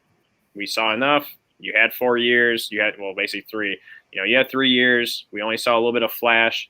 Get out of here. And I think he has a lot of potential. It's just he needs that line in front of him. So I'm hoping Danny Shelton can replicate what Snacks did so that he plays well. But I think Gerard Davis and Marvin Jones have a lot to lose if, the season gets canceled. That's a Andrew, really good one. That's good. Yeah, you brought up a really good point, Andrew. With Marvin Jones, I feel like even if we do release him, he'll be all right. Another team will sign him. But with Jared Davis, he is at that critical junction of his career to where it's make or break, it's do or die. And if this season gets canceled, he may not get another chance. If he does, then he'll be a career backup. Otherwise, he could very well end up falling off the face of the earth as far as the NFL is concerned, which would be very unfortunate for him, especially being a first-round pick. He'd be written off as a bust without really having that chance to really fully prove that he's not. So that would be very tragic for him. Yeah, totally. I'm going to switch my answer to Jared Davis as well. The original. You can't be switching it up like that, Real. Got to keep it real. Right. I mean, I know I gave 2, people, but you didn't have to just snag one for me. It is even more of, one of those things where he bulked up and everyone's hyping him up. And if he doesn't do well, it's just going to look bad. A lot of first rounders have got written off after a year or two. This guy's going into his 4th year and has only showed potential in one of his years, so I'm a little concerned about it. But we're going to start hopping into, those of you in the chat, we're going to start going off your questions. So Motor City Thanos says, wait. We have one from like a while ago. Can I put it up? Yeah, for sure. All right. Brandon CR7. He says Daryl Bevell said they want Galladay to be an elite tier 1 wide receiver like Hopkins or Thomas, what are your guys' thoughts? Let's start off with you, Ryder. Well, Kenny Galladay is an elite tier 1 wide receiver. He already is that guy. He just needs to, the Lions need to win. If the Lions even had an average record this year, people are looking at Kenny Galladay as the next great wide receiver. But if he has all the stats to back it up, the only difference between him, Michael Thomas, and DeAndre Hopkins right now are that Michael Thomas and DeAndre Hopkins were on teams that went to the playoffs. Let me ask you this, Ryder. If you had the choice of taking any of those 3 players right now, who would you choose? Okay, DeAndre Hopkins, but that doesn't mean that I wouldn't. All right, take who's all the those second players in a player? heartbeat. Who's the second player you choose? I'll take Kenny Galladay over Michael Thomas. Really? Nah, bro. Okay. All right. No All right. Yeah, I would, Respect. especially Okay. in the Detroit Lions offense. All right. Okay. All right. Yeah, I don't know. It's tough. I don't know. What do you think, Seth? Do you think that Galladay is that tier 1 wide receiver like Hopkins and Thomas already, or do you think he will be this year at least? I'm going to go ahead and go in complete Lions homer mode here. Take off my objective journalist hat and go ahead and say that, yes, he is a tier 1 wide receiver who's just not getting the respect of one because he's a Detroit Lion. The national media for so long has been down on the Lions, not just the Lions really, but Detroit sports teams as a whole, in my opinion. But in this case with the Lions especially, no players have really gotten any real respect aside from maybe a handful. Barry Sanders, of course, Calvin Johnson, and Ndamukong Suh, and Stafford. That's really it. Herman Moore really didn't get all that much love during the 90s, even though he was, for a good 2-3 year span, one of the top 2 or 3 wideouts in the entire league, right up there with Jerry Rice and Chris Carter. But no one knew who he was because he was overshadowed by Barry and because he was a Lion. So, you can't have more than one Lion that's a big name unless it's Stafford, Johnson, and Suh. But back during that time, you could only Barry could be a big time Lions player. You couldn't have anyone else. So I say he's there already as an elite wide receiver, quietly as it's kept. He just needs to keep, having years like last season and even better. And the Lions need to do better, win some games, win some playoff games. I repeat, playoff games. And then the Lions will start to get respect because remember, once upon a time before Bill Belichick took over the Patriots, they were the sorry, piss-poor excuse of a team that no one wanted to talk about. Before the Seahawks became elite, Chris Berman called them the Seabags. So it is possible for the Lions to get to that level to where they're respected. You just have to find a way to change the culture. Everyone talks about, let's change the culture, but you just have to actually go out and do it. And again, do I see it happening with Patricia? Hell no. if it was me, I would go in full Vince McMahon mode, Vincent Kennedy McMahon, and say, Matt Patricia, you're fired. Man, all right. I swear, Seth, man, you have to come on much more often. The fire that you bring to the round table is great. I love it. And Rachel. I'm usually dull on the offsides too. Oh, really? You just need some football to get you fired up, man. I guess. Rachel, what do you think? What do you think about Galladay being an elite tier 1 wide receiver like DeAndre Hopkins or Mike Thomas? So I think he doesn't get enough respect for the same reason that he didn't get the Madden rating we all knew he deserved, and that's because people judge his respect relative to, or his talent relative to his team's success. But I also want to break down the wording here because what I see is elite tier 1. And what I think immediately is he elite? In my opinion, not yet.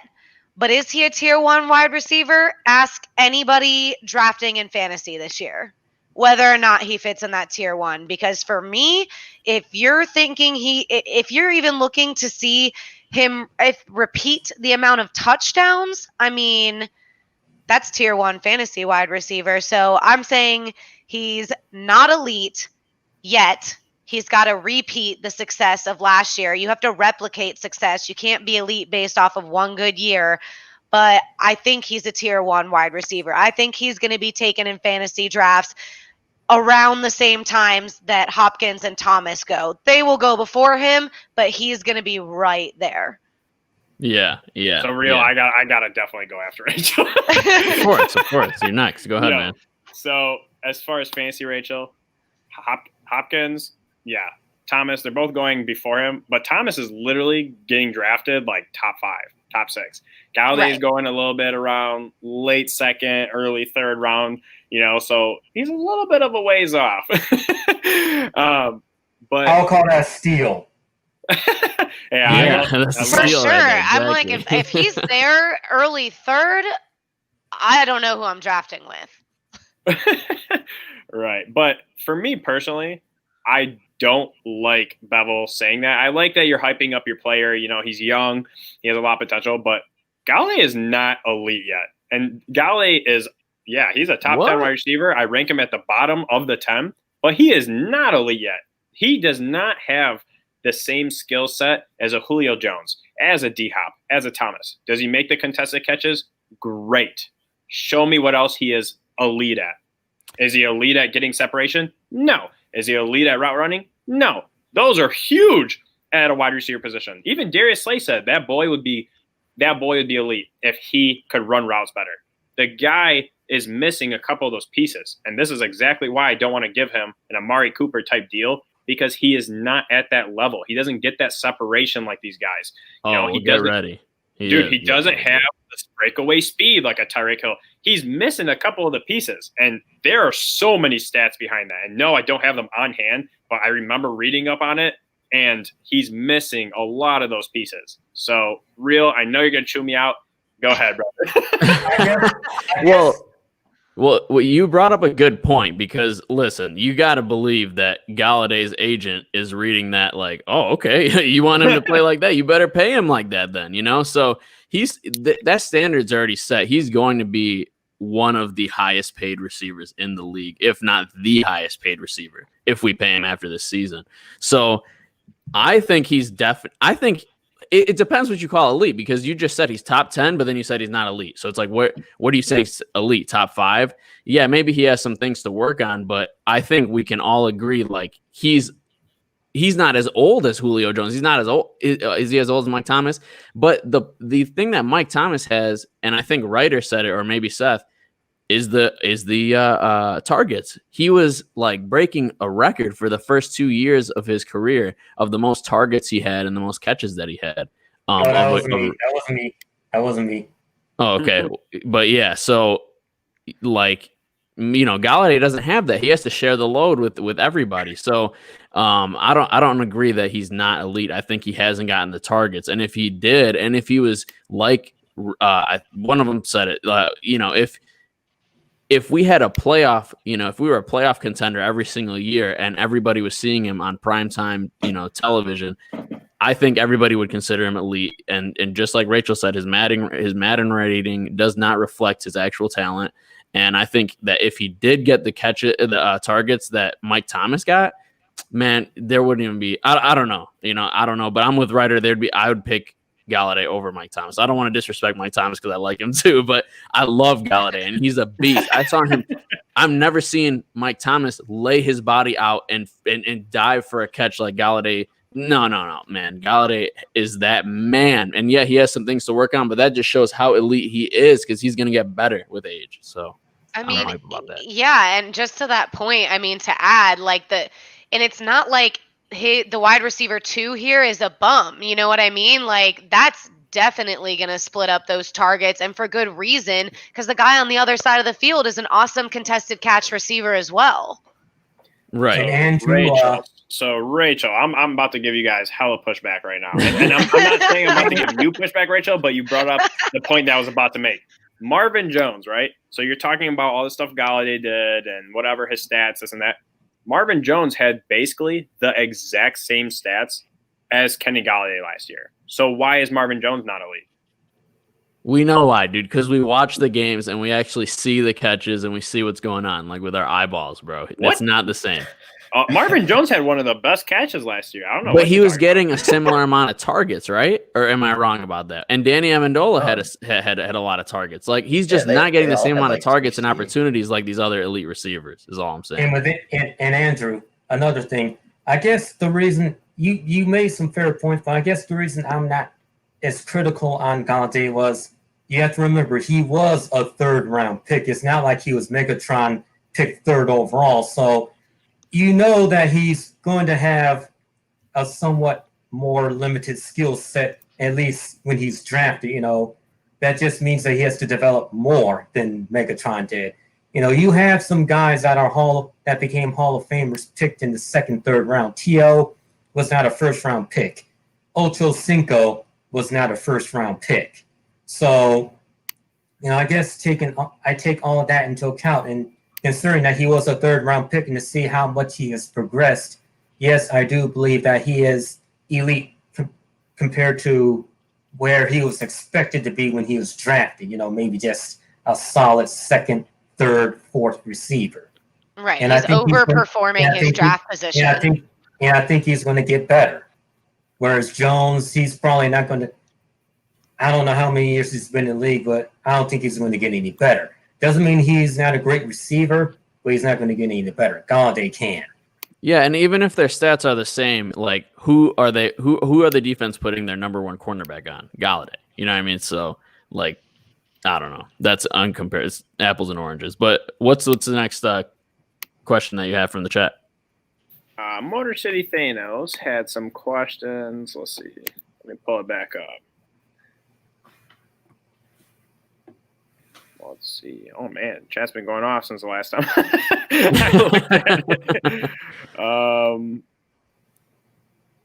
Let's see. He had a couple questions. Oh, okay, so he said, "Who will have the most tackles on our defense this season?"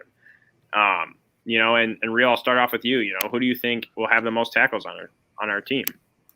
I hope it's Julian Okwara. That'd be awesome. That'd be really cool. I want him to be a beast throughout the entire, defense. That's my pick. Okay, plain and simple. I can respect that. Rachel, who do you think is going to have the most tackles on our team? Man, I don't know. I honestly am more interested to hear your guys' thoughts on this because I don't know if I can commit to someone as actually. I think Jamie Collins. I think he's going to show out. Nice. Good pick. Seth, who you got? Who's going to get the most tackles? I don't know, but it better be a linebacker because if it's a safety or cornerback, then that means that the running back is running all through the backfield, and that's really bad. So, but I mean, I'd have to get a better look at, the linebackers on the team, before I can pick one. Of course, I'd love to say Jared Davis since he was the first round pick, but that's not going to happen. Maybe Tavai, but generally overall, you do want your best tacklers to be linebackers because they're supposed to be able to go anywhere on the field and get to the ball carrier quickly. So if your safety is leading in tackles, that's generally a bad thing. Like I think years ago, Louis Delmas had over 100 tackles, if I'm not mistaken, and he was the free safety, not the strong safety. So that's really bad. When your last line of defense is leading your team in tackles, that's not good. So needs to be a linebacker. Good point. All right, Ryder, who do you got, man? My heart wants to say Jared Davis because, we saw in 2018 when he had Snacks playing in front of him, taking up those double teams. Jared Davis had 100 tackles. Like, he looked really, really good. So my heart wants to say Jared Davis because I really want to see him succeed. And, we've seen him get a lot of tackles before when the defensive line's playing well. But my brain is telling me Jamie Collins because he's going to play more and he's going to be put in more positions to make those tackles more so than Jared Davis. Okay. All right. Solid pick. Andrew, did you go yet? No, I have not. And actually, it's funny that you said we better not have a safety lead our team in tackle, Seth, because I firmly believe it's going to be Tracy Walker. Okay. And for one, it's because he literally just led our team in tackles, and it was by a lot. And then on top of that, you just brought in Jaron Harmon. That frees up Tracy Walker to do his thing and actually get closer to the line of scrimmage. So I expect him to be even more involved, in a lot of those plays. So I think it's going to be Tracy Walker for sure. He's a beast. I'm not gonna lie. I love Tracy Walker. All right, Motor City Thanos also had another question. Which of our rookies will have the best year this year? Ooh. Who wants this one first? I'll take it first. Yeah. I'm just gonna hop out there and say what I'm pretty sure we all think in the back of our minds, but it better be Jeff Okudah. Right. Yeah. But will he? There's no excuse for. No, of course somebody's going to be like, there is an excuse because training camp shortened, but still, man, there is no excuse for it not to be him. Close second, DeAndre Swift, but the thing is that like we talked about earlier, the offense still will probably be okay if the run game isn't what we think it's going to be, but that defense cannot look like it did last year. Yeah, those are facts. Right. No, 100% agree. Let's go to Seth. What do you think? Which of our rookies will be the best this year? Who will it be? There's no way of telling, in my opinion, but who it should be, who I hope it is. I hope it's Okudah, but again, like I said, cornerback is a tough position for a rookie. It's one of the toughest. And I would have felt a whole lot better about him being selected had the Lions still had Darius Slay. Now, that's a whole other animal about, him being traded and all of that. I felt he was good for the community. How he should have responded to Patricia, that's another conversation. But if he was still here, he could have been that mentor for Okudah and really helped him along as a rookie. Whereas everyone would be maybe potentially trying to keep the ball away from Slay's side of the field and maybe create more opportunities for Okudah to come up with big plays. So without Slay in the fold, I think that would make it much tougher for Okudah. From what I've seen from footage, he seems like a really smart player, doesn't take penalties. So I think he would be an excellent player in time. But how he'll fare as a rookie, especially with no preseason, shortened training camp, I just don't know. I want to hope for the best, but I think he will be a great player in time. Definitely, absolutely. So who you picking Okudah? Yeah. Okay, all right. Ryder, who you got? I think it'll be Julian Okwara. Now, the consensus kind of opinion on him is he's going to take over that Devon Kennard role where he's going to be rushing the passer. And, coming out of Notre Dame, he's bigger than Devon Kennard is. He's faster than Devon Kennard is. He's stronger than Devon Kennard. He's all around more athletic. And his big thing coming out of college was he struggles with some of the fundamentals and some of the, more technical moves and technical side of the pass rushing game. And Patricia's whole thing is teaching fundamentals.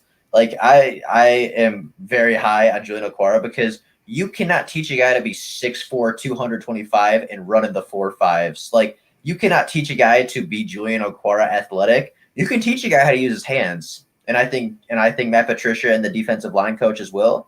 But you cannot teach a guy to have that kind of athleticism. Yeah. You know what? You totally took mine, man. Like, honestly, I loved Devon Kennard a lot because of his production. He had like 6 sacks each year or something like that. And, the past 2 years, not each year. But I always thought he was a great player. But I think that Julian Okwara, after watching film on him, I think that he is going to be a more dominant player than Kennard. And I think that he will have those opportunities because of Trey Flowers on the other side. And I think that he will be able to capitalize on those opportunities more than Kennard was. And I think that it's going to be fun to watch. So I'm going to pick Julian Okwara as well. Andrew, what do you think, man? Who's going to be our best rookie? Man, I mean, I love your guys' picks, obviously, that defensive side of the ball, and Arkwara, I feel like if they do just have him, rush the passer, that he can excel because it's not going to be that hard of a transition if he's just, focusing on that. But my pick is actually going to be Jonah Jackson. I thought about this and I was like, why the hell am I picking Jonah Jackson? But I feel like he's in a good position. We're trying to establish the run. He played for Ohio State. They had an extremely talented run offense. He's going to be next to Frank Ragnow. I feel like he will be able to transition easily coming from Ohio State.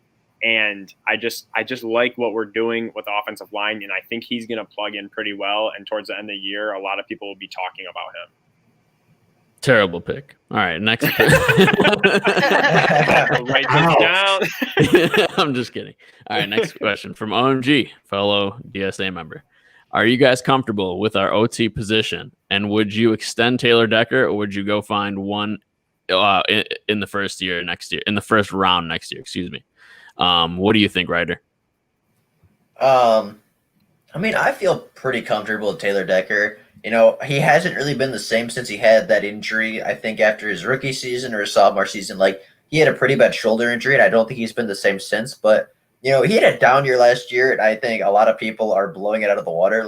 His first couple of years, he's been a very solid tackle. Now, would I go replace him in the first round? It depends, because if we are bad, if we are picking in the top 3, Penny Sewell out of Oregon is a monster. He is one of the best offensive tackles I've ever seen. And he's so good. So if we're picking the top 3 where I think he's going to go, then we absolutely have to take him, and we can move on from Taylor Decker. But more likely than not, if Stafford's healthy, we're not going to be picking in the top 3. And I think we need to keep Taylor Decker. Yeah, and they wouldn't do something logical like that. They'd go for another position like a cornerback or something ridiculous. Yeah. Hey, Donnie Novak is getting a little old, man. You got to replace him. Yeah, you're locked in top 3. But yeah, Andrew, let's go to you. Are you comfortable with our OT position, and would you extend Decker or get a first round pick next year? So for me, I am comfortable with Taylor Decker for the right price. He does play middle of the pack. He's slightly above average. And yes, I would like to upgrade, but I'm interested to see what Big V does. If Big V plays well, I'm comfortable with Taylor Decker there, because I think our tackle spots would be pretty fine. And I personally don't want to invest a first round pick in a tackle. I think Devin99 said it, which me and him have been on the same page. Please go get Micah Parsons. If he is there, go get me that freaking linebacker, because like I said earlier, establish that front 7. We need a lot of talent in that linebacker position. But I would not invest a first round pick in a tackle, especially with just giving a huge contract to Big V and still having Decker, which I'm pretty sure he ranked, it was top 15 or something like that at the left tackle spot. So he's a little bit above average. So I'm not about to go spend a first round pick on that. I don't know if I believe in those rankings, but Rachel, what do you think? Are you comfortable in our offensive tackle position? What do you think? What would you do next year? I am comfortable with Taylor Decker, and I have said this to multiple people when talking about it. I don't know if this is even a bold prediction, because it doesn't feel that bold, but I think he's going to have a bounce back year. I think I'm with Ryder on, I think people got a little bit too, read too much into him struggling around and after that injury. I think he's going to bounce back. I'm comfortable with him.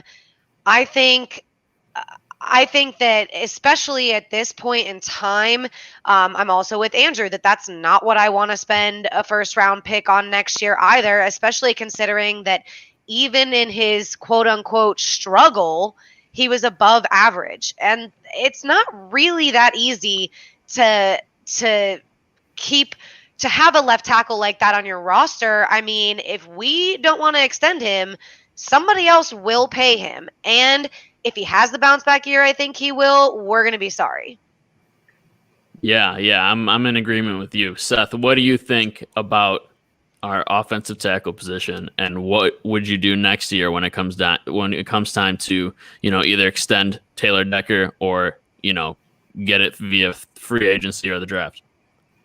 I'm fine with Decker as the left tackle. To me, he screams Jeff Backus, which to me is not necessarily a bad thing. I know he played during the Matt Millen years, some of the worst, probably the worst stretch of Lions football ever. But, look how long he was with the Lions. So that had to account for something that, they had to have thought that he was a pretty good player. I'm not asking for my left tackle to be elite or Pro Bowl or an All-Pro or Hall of Famer. I'm asking him to be solid, which I believe that's what Decker is able to be. And if push comes to shove in terms of injuries, you can get another left tackle in maybe the second or third round. Please, no more offensive linemen in the first round. Not right now, not for like maybe another 5-10 years. We've drafted enough offensive linemen in the first round. Please, no more. So okay. I'm good with Decker. Right. I mean, you literally think that we would have the Cowboys caliber offensive line at this point because we've invested in Decker, we've invested in Jonah Jackson, Ragnow, all these guys, and it's just like, and we've paid for people like Rick Wagner, TJ Lang, Big V. Like, where is our elite offensive line at? Yeah, absolutely. Yeah, no, I'm in agreement with you guys. That goes into JMO's question: Is Stafford's O line good enough? I mean, we could go quick answers with this one. We got to wait and see, pretty much. Let's see what the run game looks like. If the run game is still crap, with all the stuff you invested in the running backs and the O line this year, then I don't know what to tell you. I don't think we'll ever have a run game at that point, right? Or what do you think? I just think it's too soon to tell right now. Yeah, I agree. Okay, good, quick answer. All right, Seth, what do you think? Hey, you said quick, man. Yeah. Seth, you there? Yeah. You think Stafford's O-line is good enough?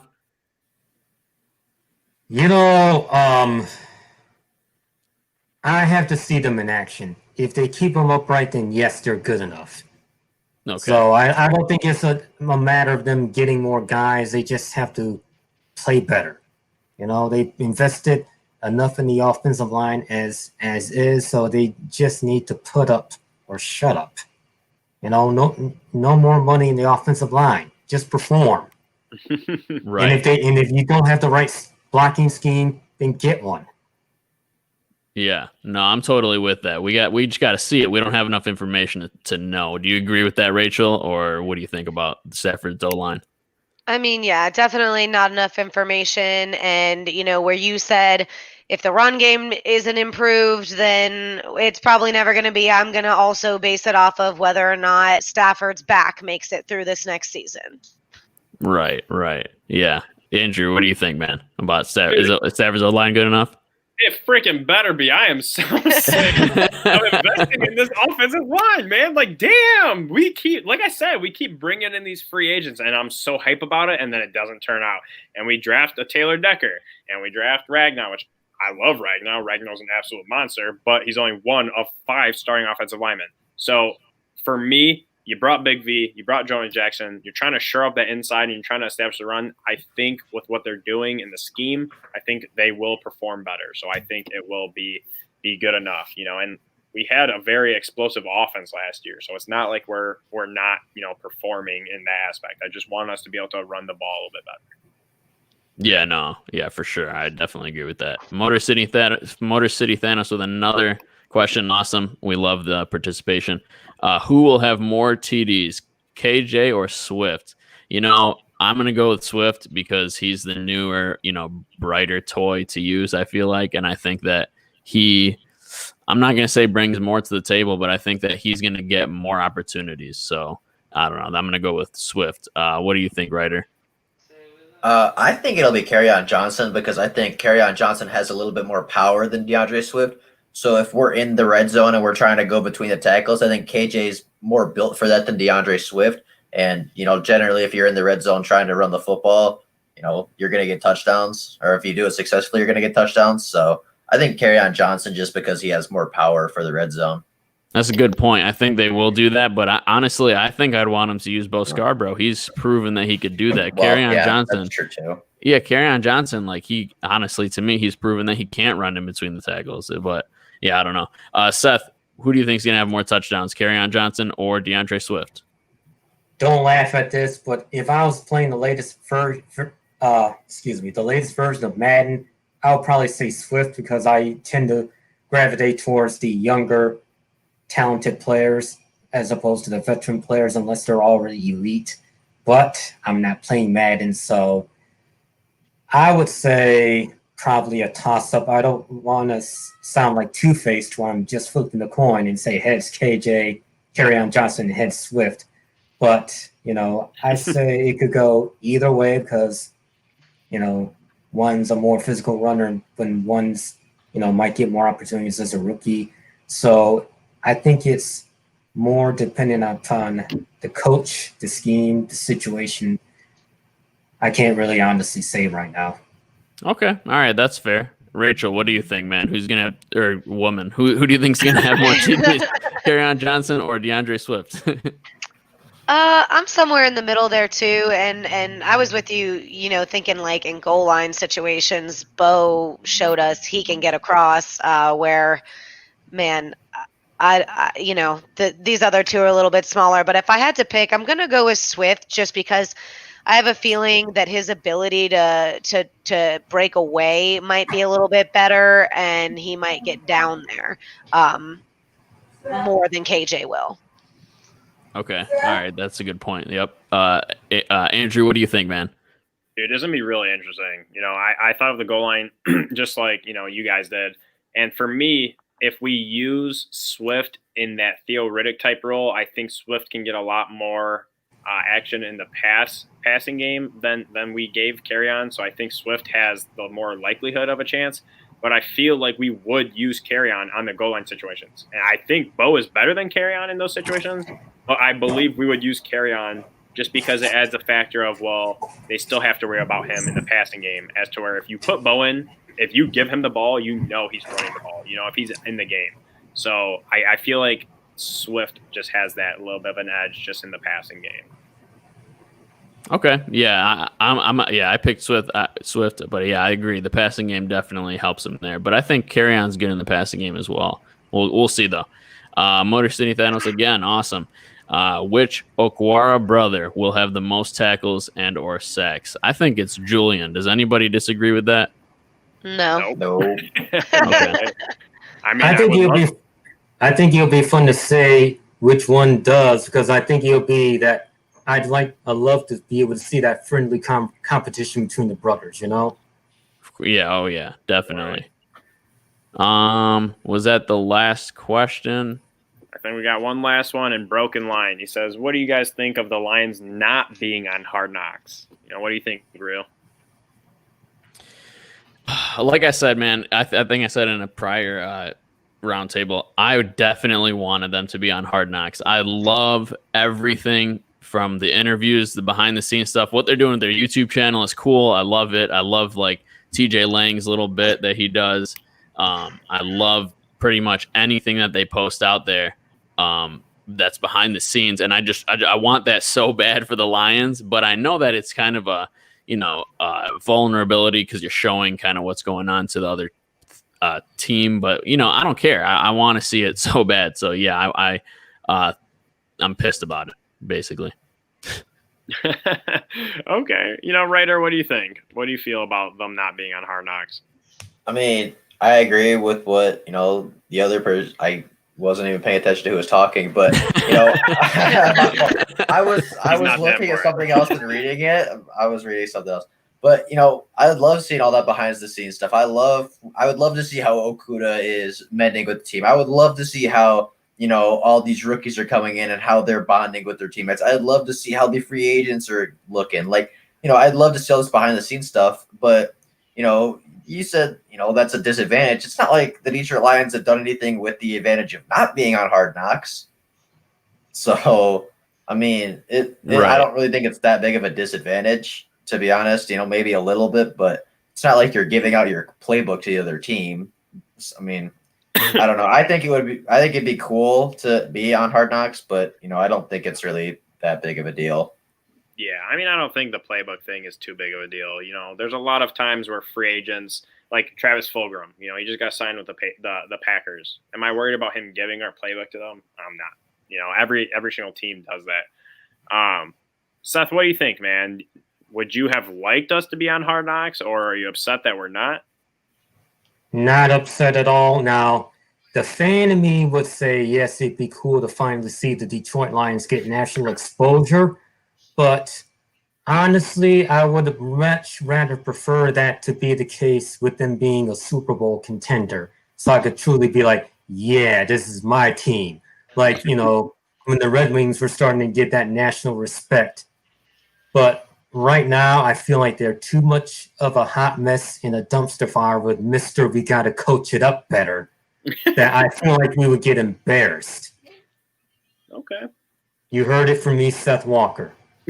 And yes, that's my catchphrase from that I created on Facebook like 10 years ago. So that's been my catchphrase for the longest time, even for Sports Source Media and certain videos. That's been part of my unique brand. Okay.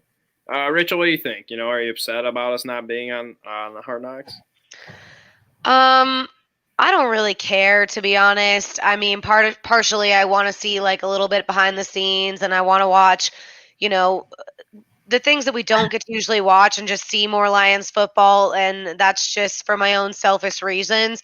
But at the end of the day, the bigger question is how they have not been picked to be on this show yet with all this losing is ridiculous, and it just goes to show you that somebody in the Hard Knocks production studio is like, yeah, but who wants to watch the Lions suck? And that is what I don't like about not being on Hard Knocks. Man, you took the words literally right out of my mouth. I looked at this question. I was like, I just want to know how in the hell have we not been on Hard Knocks? Because they always go for a team that has struggled or this or that, and the media is always shitting on us. They're always bashing the Lions, so I'm surprised they haven't put us on Hard Knocks. You know, but I am. Oh, sorry. No, go ahead.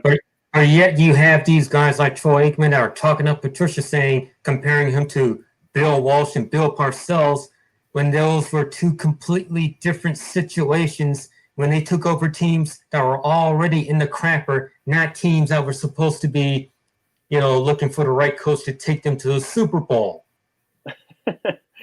Right. You know, and for me, it's just like, man, I always look at it from a fan perspective and things like this, and I would love to actually see what's going on, because all we see year after year is we get hype.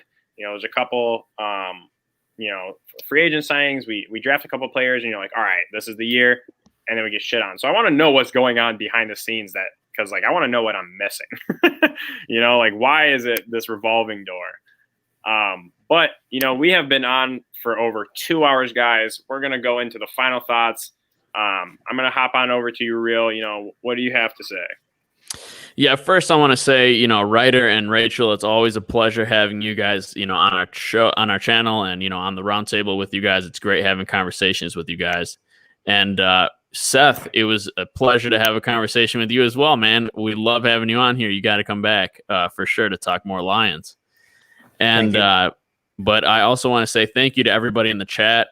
You know, we had some trolls, you know, come by here. They left like over 40 dislikes, you know, and it's okay. You know, it's cool to have haters. It's just a couple people with a bunch of accounts, you know, so it's not real, but it's okay. But, you know, so if you're here and you haven't liked that video, go ahead and drop a like, throw some support on there just to, you know, douse the hate, the fire that they came and they tried to light a fire here. So douse that with your support and the like button. Thank you very much, and subscribe to our channel if you are a real Detroit Lions fan. I love it, man. I love it. Ryder, tell the people what's up.